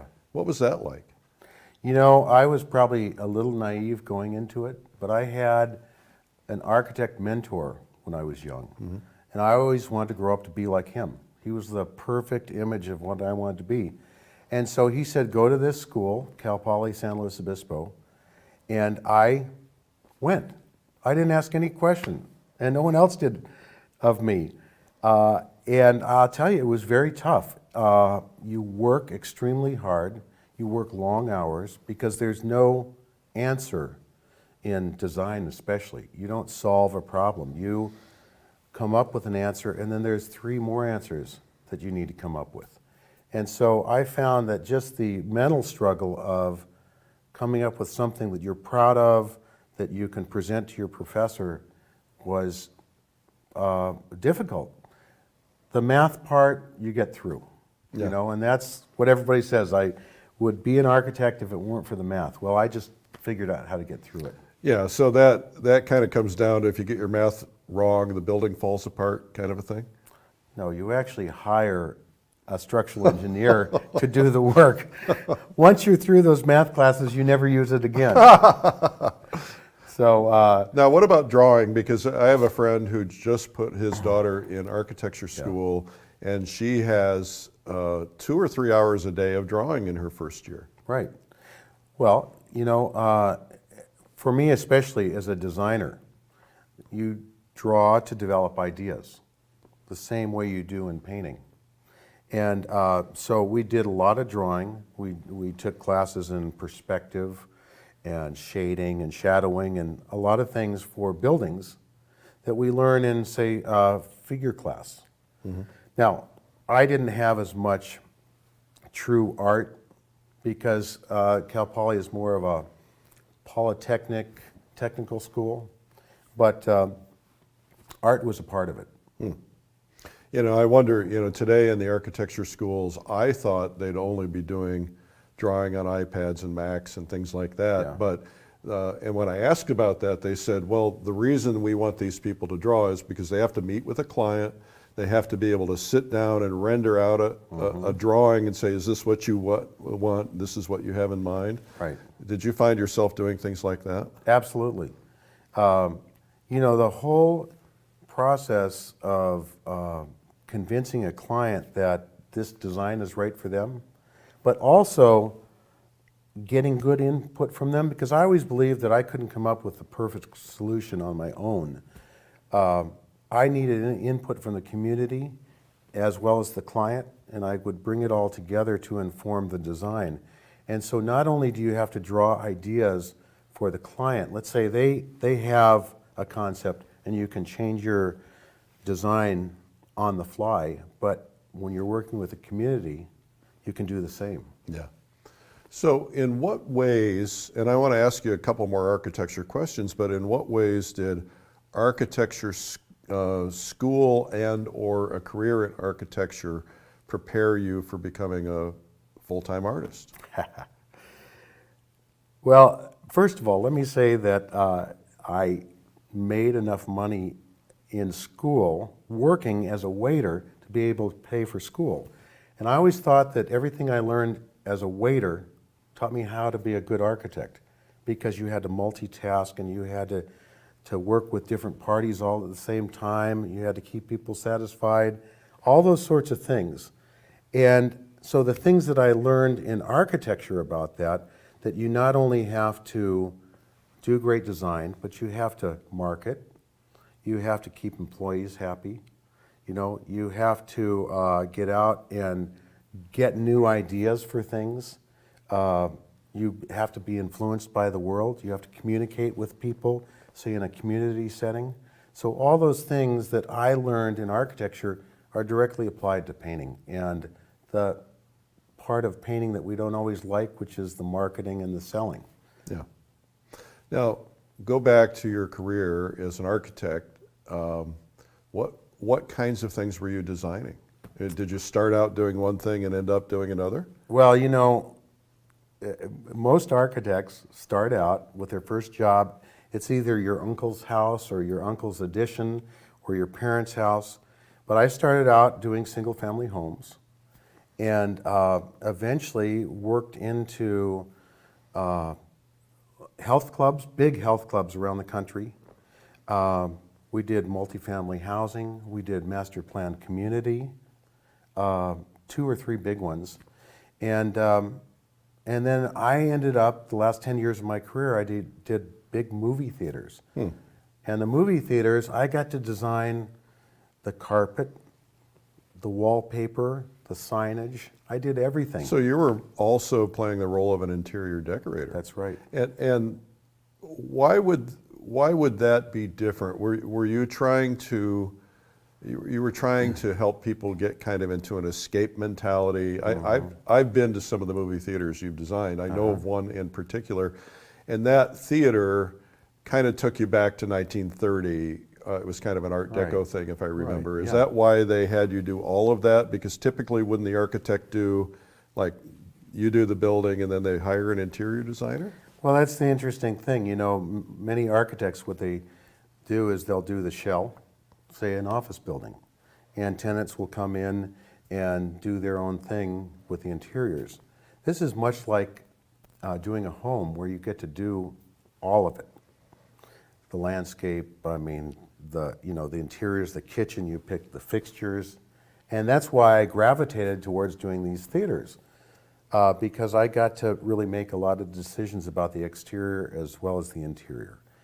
So when I first started working for this company had movie theaters that were in these domes. They're iconic domes, which you've probably seen. Yeah, I've been in, yeah.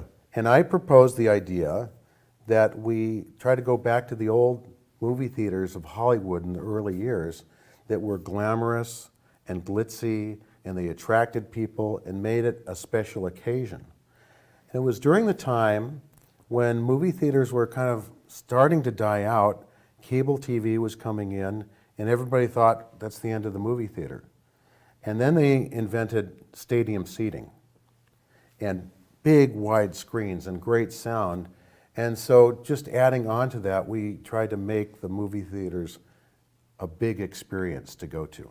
I remember that. The theater I remember was in the town I was living in California, in Pleasant Hill. And the sign had this art, this Art Deco 1930s feel and this Right. flashing neon, and it really did kind of transport you to a different place. So congratulations on that. Thank you. So I think some of the artists that we both know give you the whole package, right? So I have a painting in my home which was painted by David LaFell, but he also made the frame. And I asked him, well, why did you make the frame? He says, because I couldn't find a frame that ever fit the look that I needed for my painting. So that, you were kind of doing the whole package. I was. Now, how do you deal with that now as an artist? Do you make your own frames? Do you finish your own frames? Do you have one that you've found that is kind of a look, or do you do it individually with each painting? What's that look like? Well, I admire people like Carl Dempwolf, who makes their own frames. I think Eric Merrill does the same. And I can't imagine how they find the time to do it. Yeah. It takes a tremendous amount of time to do that. So I collect frames. And we've got an attic in our house where I can buy frames and set them up there and wait for the right situation. And I think as time has gone on, I've tried to up the quality of the frames, the variety, and I've got a few frames just waiting for the right painting. So I've got probably 100 frames in my upstairs, and when the painting comes along, I try to match it with the right frame. Framing is an interesting topic, and we've kind of veered way off, but let's deal with it since we're talking about it.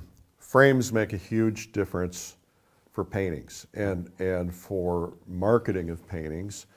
I kind of equate it to, the car that surrounds you when you're sitting in the window. It kind of sets a tone for, what your lifestyle is like or what you're like. What's your thought process on framing? A lot of people will go for inexpensive frames. Some of them look nice, some of them look cheap. But I have found that if you put a great looking frame, no matter if it's cheap or expensive, it changes the nature of how the painting looks, but also how people respond to it. Do you have a particular philosophy about that? Well, it really varies based on the situation. Like if I am framing a painting for the Gold Medal Club, California Art Club, I'm going to put the best frame I can get, and I will call the frame maker and have them make a specific frame for me for that. Because I want to sell it to a collector who wants top quality.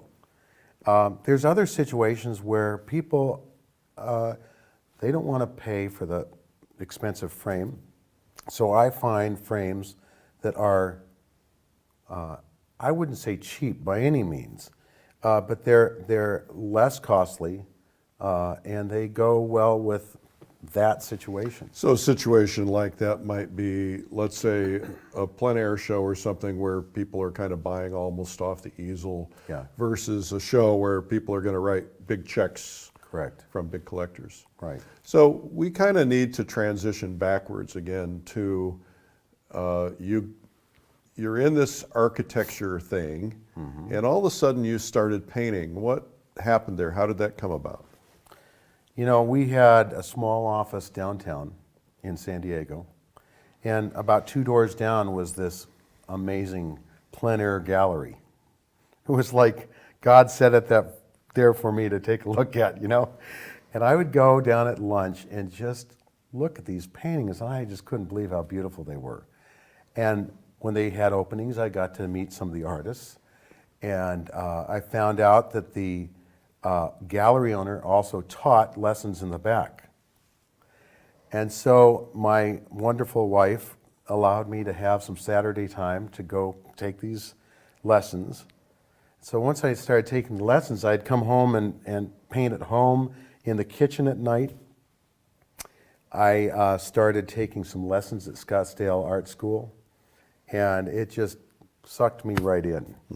And I fell in love with the whole idea of painting, and I, believe it or not, I went to my partner and asked, would you buy my half of the business?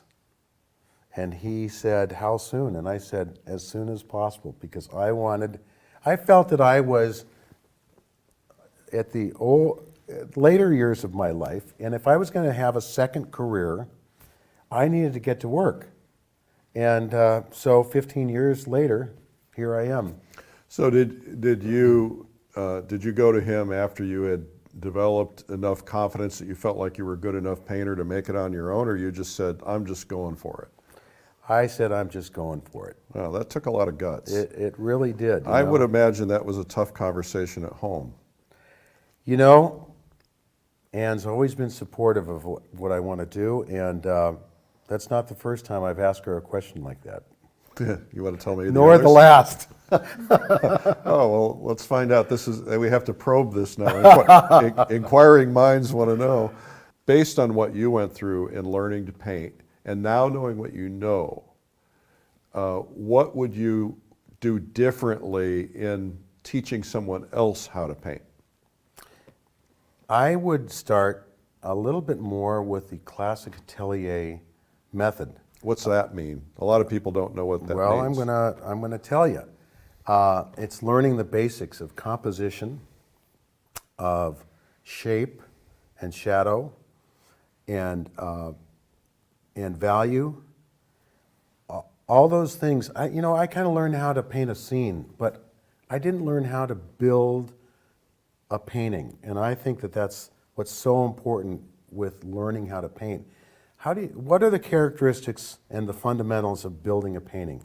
Whether it's some of the classic compositions that Edgar Payne talked about, or 2/3, 1/3 in the value composition. There's a lot of kind of very powerful basic fundamentals that you can learn that I wasn't really taught. And I would try to teach someone about those fundamentals, which are very learnable. It has nothing to do with talent. They're learnable. You can pass them on to others. I think that's really interesting because I think the process that most people go through when they're learning to paint, they find an art teacher somewhere, and the art teacher says, bring in a picture you'd like to copy. And paint it. And paint it. Right. And then the art instructor will go through the process of creating the painting, but you're not necessarily getting those fundamentals. You might pick them up over time, which is probably what you did and what I did. Right. But to sit down first and say, okay, here are the steps that we need to go through, and if you get these steps right, then we'll craft a painting, makes a lot of sense. But there's the Mary had a little lamb problem. And what I mean by that is, I think that a lot of people get discouraged very early when they're learning anything. We're learning to paint, learning to play music. And I found when I was learning to play the piano that the teacher made me play the scales and all that nonsense, and I hated that. But once the teacher said, okay, here's how to play Mary Had a Little Lamb, or they make you feel like you're accomplishing something. So do you give this a mixture of, here's how to do values, now let's work on a painting, or is it do all this stuff first and then work on a painting? If you were teaching a weekly class, for instance, how would you do it? Well, we're plein air painters, right? And even in the studio, our work is based on plein air. And it's really difficult in the field to create a painting. So when I teach a class, what I teach is, let's take color out of the equation. And let's just paint a scene in like a burnt umber and white. Brown and white or black and white? Yeah, black and white. Let's pick 3 values and paint this scene. Okay, now once you get that done, I give them 45 minutes to do it. all right, let's paint the same scene, but let's change up the values. So I'm not asking them to create a masterpiece that they can come home and show their family and show off. I'm teaching them how to develop basic skills to see a scene and be able to understand what the dark and light patterns are that are in there.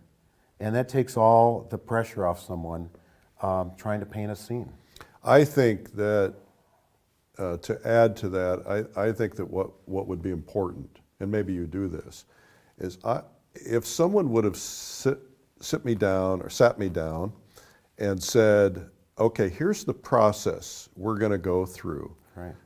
We're going to start here, and here's why, and here's how it'll impact you, and then we're going to do this, and you're going to get to do a little black and white painting here, and then we're going to do this, and you're going to get to do this here. If someone would kind of help me understand the process, because I got so frustrated that I was ready to quit. I actually walked out of the class one time because I just thought, I can't learn this. And I keep hearing, I meet people, I'm sure you do too, all the time who say, you know, I tried, I couldn't paint, I quit, I stopped. And to me, that's the biggest tragedy in the world. Well, you know, my teacher was a really smart gal, and she kind of helped build that confidence early. We started out doing a painting of a face. Now, to think of starting out with a face blew my mind. But what we did was we put burnt umber all over the canvas, and then we rubbed out. You did wipeout. We did wipeout. And I couldn't believe it, how I could do that. And I came into her the next week with 3 or 4 of them because I was so excited about it. And that was my hook that just got me going. So she found ways to play Mary Had a Little Lamb. Yeah. And a couple variations there that got me so hooked that I was ready to learn more. Now, the next question about learning. I don't know about your first plein air painting experience, but mine was a train wreck. And I was a studio painter working in the back bedroom. And when Lori got pregnant and pushed me out of the house because of the smells, I took the studio easel and the card table and the chair and all these boxes of stuff outside to paint outside.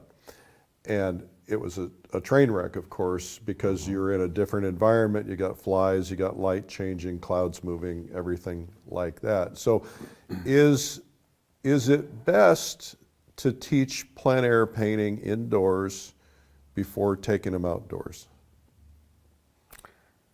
Wow. You know, there's probably aspects that are yes and probably some that are no. Obviously, when you have all of this to choose from, it's very difficult. If you have a photograph, and let's go back to your photograph metaphor. I think sometimes you have to learn how to put the paint on the canvas first and feel comfortable with that. And so what I'm saying is that if you took, say, a photograph and you don't copy it, but let's say you build it up, you look at just the value shapes, and you start getting some paint on the canvas and build some confidence, I think your transition to outdoors is going to be easier. If you take the first time you paint, you go outdoors, people are struggling with their equipment, they don't know how to use their brushes, you know, they don't have any sense of the tools. So I would say probably starting indoors is the way to go, and then work yourself outdoors. Yeah, so in other words, learn the principles of painting, learn to mix color, learn to use brushes, just learn how to paint indoors before you go outdoors. Surprisingly, because of the Plein Air podcast, we've pulled a lot of people into plein air painting that hadn't done it before. Right. We had, at the last plein air convention, we had 200 people show up that had never plein air painted. Now, some of them had been artists in other ways, but at least 50 of them had never done a painting in their life. They did their first painting in their life outdoors. Typically, they bought their equipment there at the convention, bought their paint, and then we had mentors working with them. So it can be done, but it's probably not the ideal way. It's not the ideal way, but you know, somehow you got to jump into the water and get started. Yeah. Well, so the first time you went outdoors, what was that like for you? to paint? I mean, I know you've been outdoors before. Right. It's a whole new world. You know, because I was an architect and I knew how to draw in perspective, we went out and painted a mission in San Diego. And so I had a real advantage to be able to at least draw out the shape. But it was, I would never call it a train wreck. I thought it was a learning experience. It was a very positive experience. One of the great things was a few people, you know, who were visiting the mission came around and said, "Oh, I really like that. That's really great." Oh, that's nice. And gave me the encouragement. And like I say, once I started painting outside, it really got me. And I was ready for more. Now, you've been doing this now for about 15 years? Right. Your life has changed completely. That's correct. For the people who might be watching this who haven't got the benefit of knowing the life of a plein air artist, talk about, number one, how did plein air painting change your painting and your understanding of painting? Mm-hmm. And number two, how did it change your life? Well, first of all, I thought I was busy as an architect. I'm busier as a painter. Are you really? And I'm a full-time painter. I get up and go out to my studio and get to work at 7:30 or 8 every morning. I'm very disciplined in it. I would say the biggest thing that has changed is that I have this whole new group of friends, the artist nation as we call them, who I'm always looking forward to being with, and I'm always communicating with them. I've got 8 different deadlines going on, whether it's getting ready for an event, going to an event, painting for a show, whatever it is, it's I'm always busy, and I always have to be thinking 3 or 4 steps ahead. So I would say that my life is very broken up into lots of different parts. It doesn't have a continuum like, you know, having an office with 25 employees.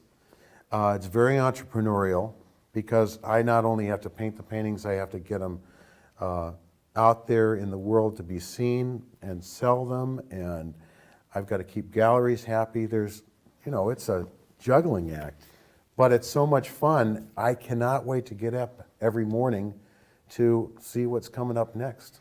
Now, you've met a lot of painters, and you hang out with a lot of painters, become friends with a lot of painters. Is you've developed this sense of community as well. Right. That's got to be a lot of fun. And you know, when I started out, the digital revolution had not really started. And I think 15 years back, how different it was. Now, every morning I get up and I can see what people are doing across the country, what paintings they're painting. Are they in the area? Or they'll see I'm in the area and they say, let's paint, or you ought to go to see a show at such and such. There's such a communication. And I can call them up on the phone without a second thought and say, hey, what do you think about this? People don't really realize how much things have changed. I mean, you realize it, I realize it, but when we started the magazine 15 years ago, I think this month maybe, there were maybe 3 or 4, maybe 5 plein air shows in America, all the way across America. And you know, one of the biggest was in your area. One of the most important was in your area. And you couldn't find workshops. Right. You couldn't find anything. And now there's this flood of stuff, flood of options, workshops, events, retreats, training. You know, you've got these great art schools that are doing all this training. What a difference. It is, and you know, I wish I had 3 of me that could be out doing all these things. You really have to pick and choose, you know. I've talked with a lot of artists about plein air invitationals.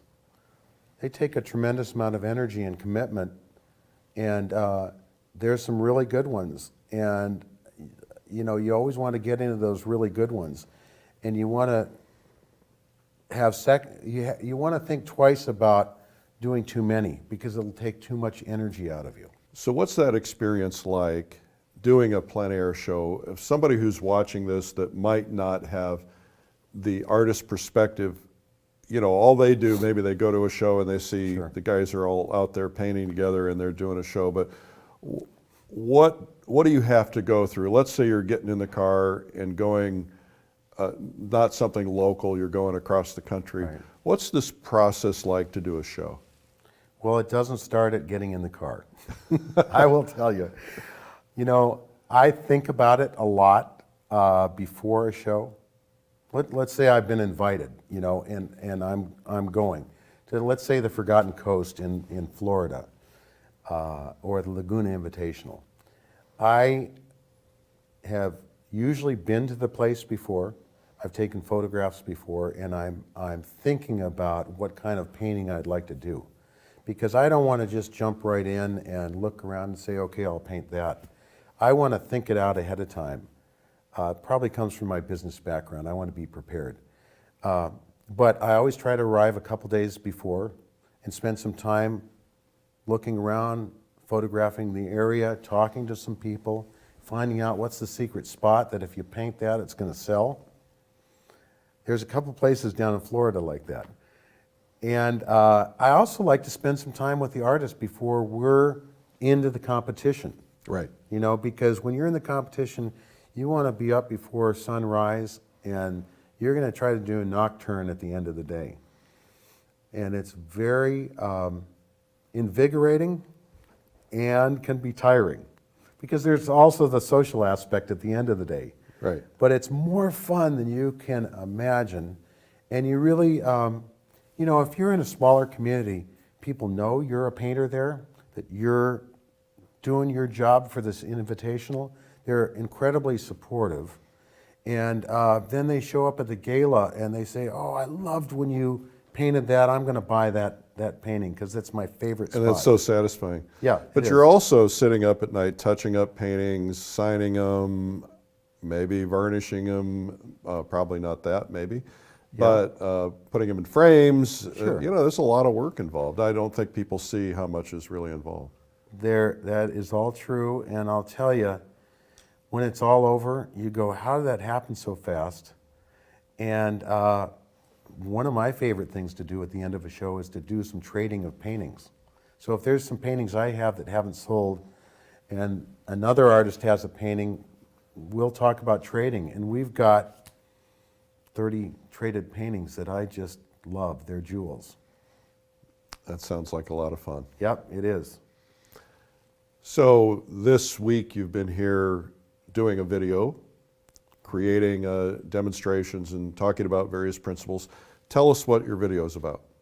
You know where it all started out was that I started thinking about this process of how you accelerate your learning process. And it really started out, I think, 2 or 3 years ago at the Plein Air Convention when I heard a speaker talking about basic exercises that he was doing and looking at fundamentals.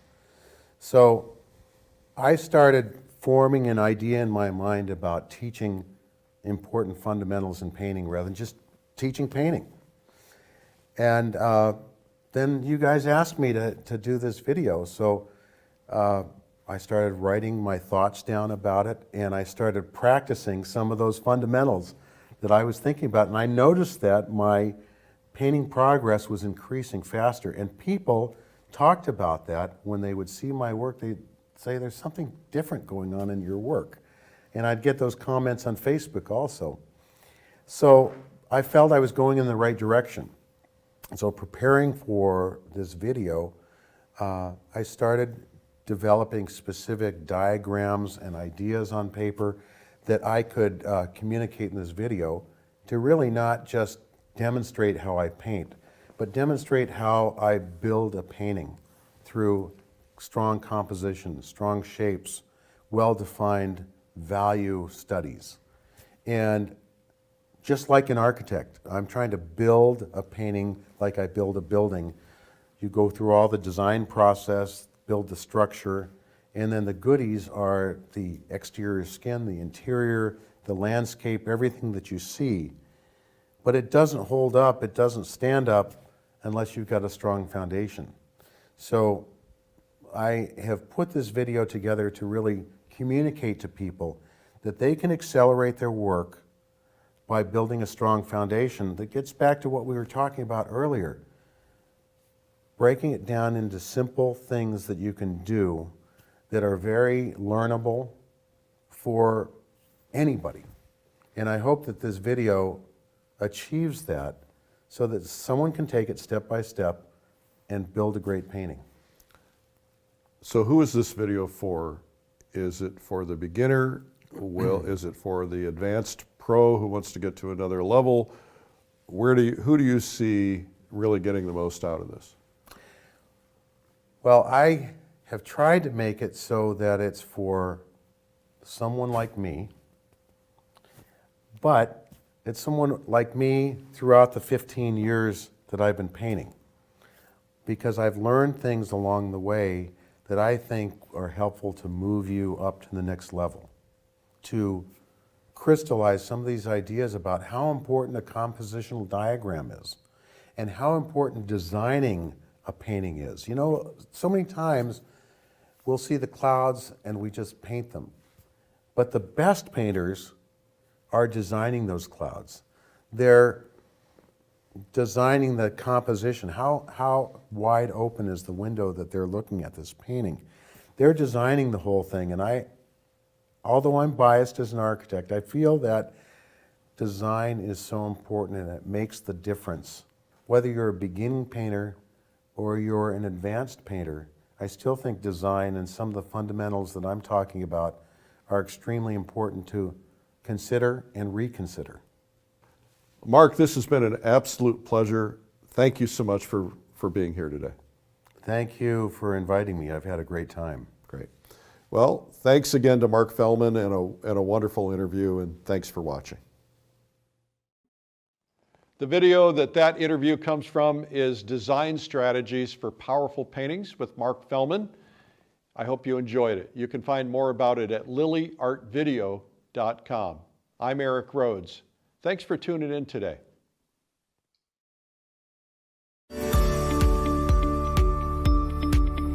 Artist Mark Fehlman knows that 75% of his time is spent on planning, and only 25% is spent on actually painting. Now, he's going to show you how better planning leads to better paintings as he demonstrates his proven theory in design strategies for powerful paintings. If you're willing to do a bit more work up front, you'll find yourself progressing through your paintings with more confidence that the end result will be just as you envision. And Mark is the perfect coach to show you how to work efficiently and effectively so the planning phase becomes enjoyable for you. In this video, I want to share with you powerful strategies that are going to make your paintings dramatically better. To get the benefits of these strategies, you have to employ them in practically every step of your design and painting process. From there, Mark puts it all into action. Follow along and see how his solid plan supports each phase as he demonstrates a beautiful seaside painting done from a plein air sketch, photo reference, value, and composition sketches. Design is everything. I'm always thinking about design as I'm moving through the preparation of a painting and the painting itself. I want to make sure that design is foremost in my mind. Mark will show you from start to finish how to visually communicate a place so full of beauty that you felt the call to paint it. We talked about what an athlete does to get better. He's got to work on things every day. It may not be the same thing, but maybe one day it's brush strokes. Another day it's working on composition diagrams. Another day it's looking at alternatives for dark and light shapes and how those work together. These are the fundamentals that are going to advance you in your career and in your drive to be a better painter. Available on DVD or digital to view on your computer, tablet, or smartphone. Design Strategies for Powerful Paintings with Mark Fehlman is available right now.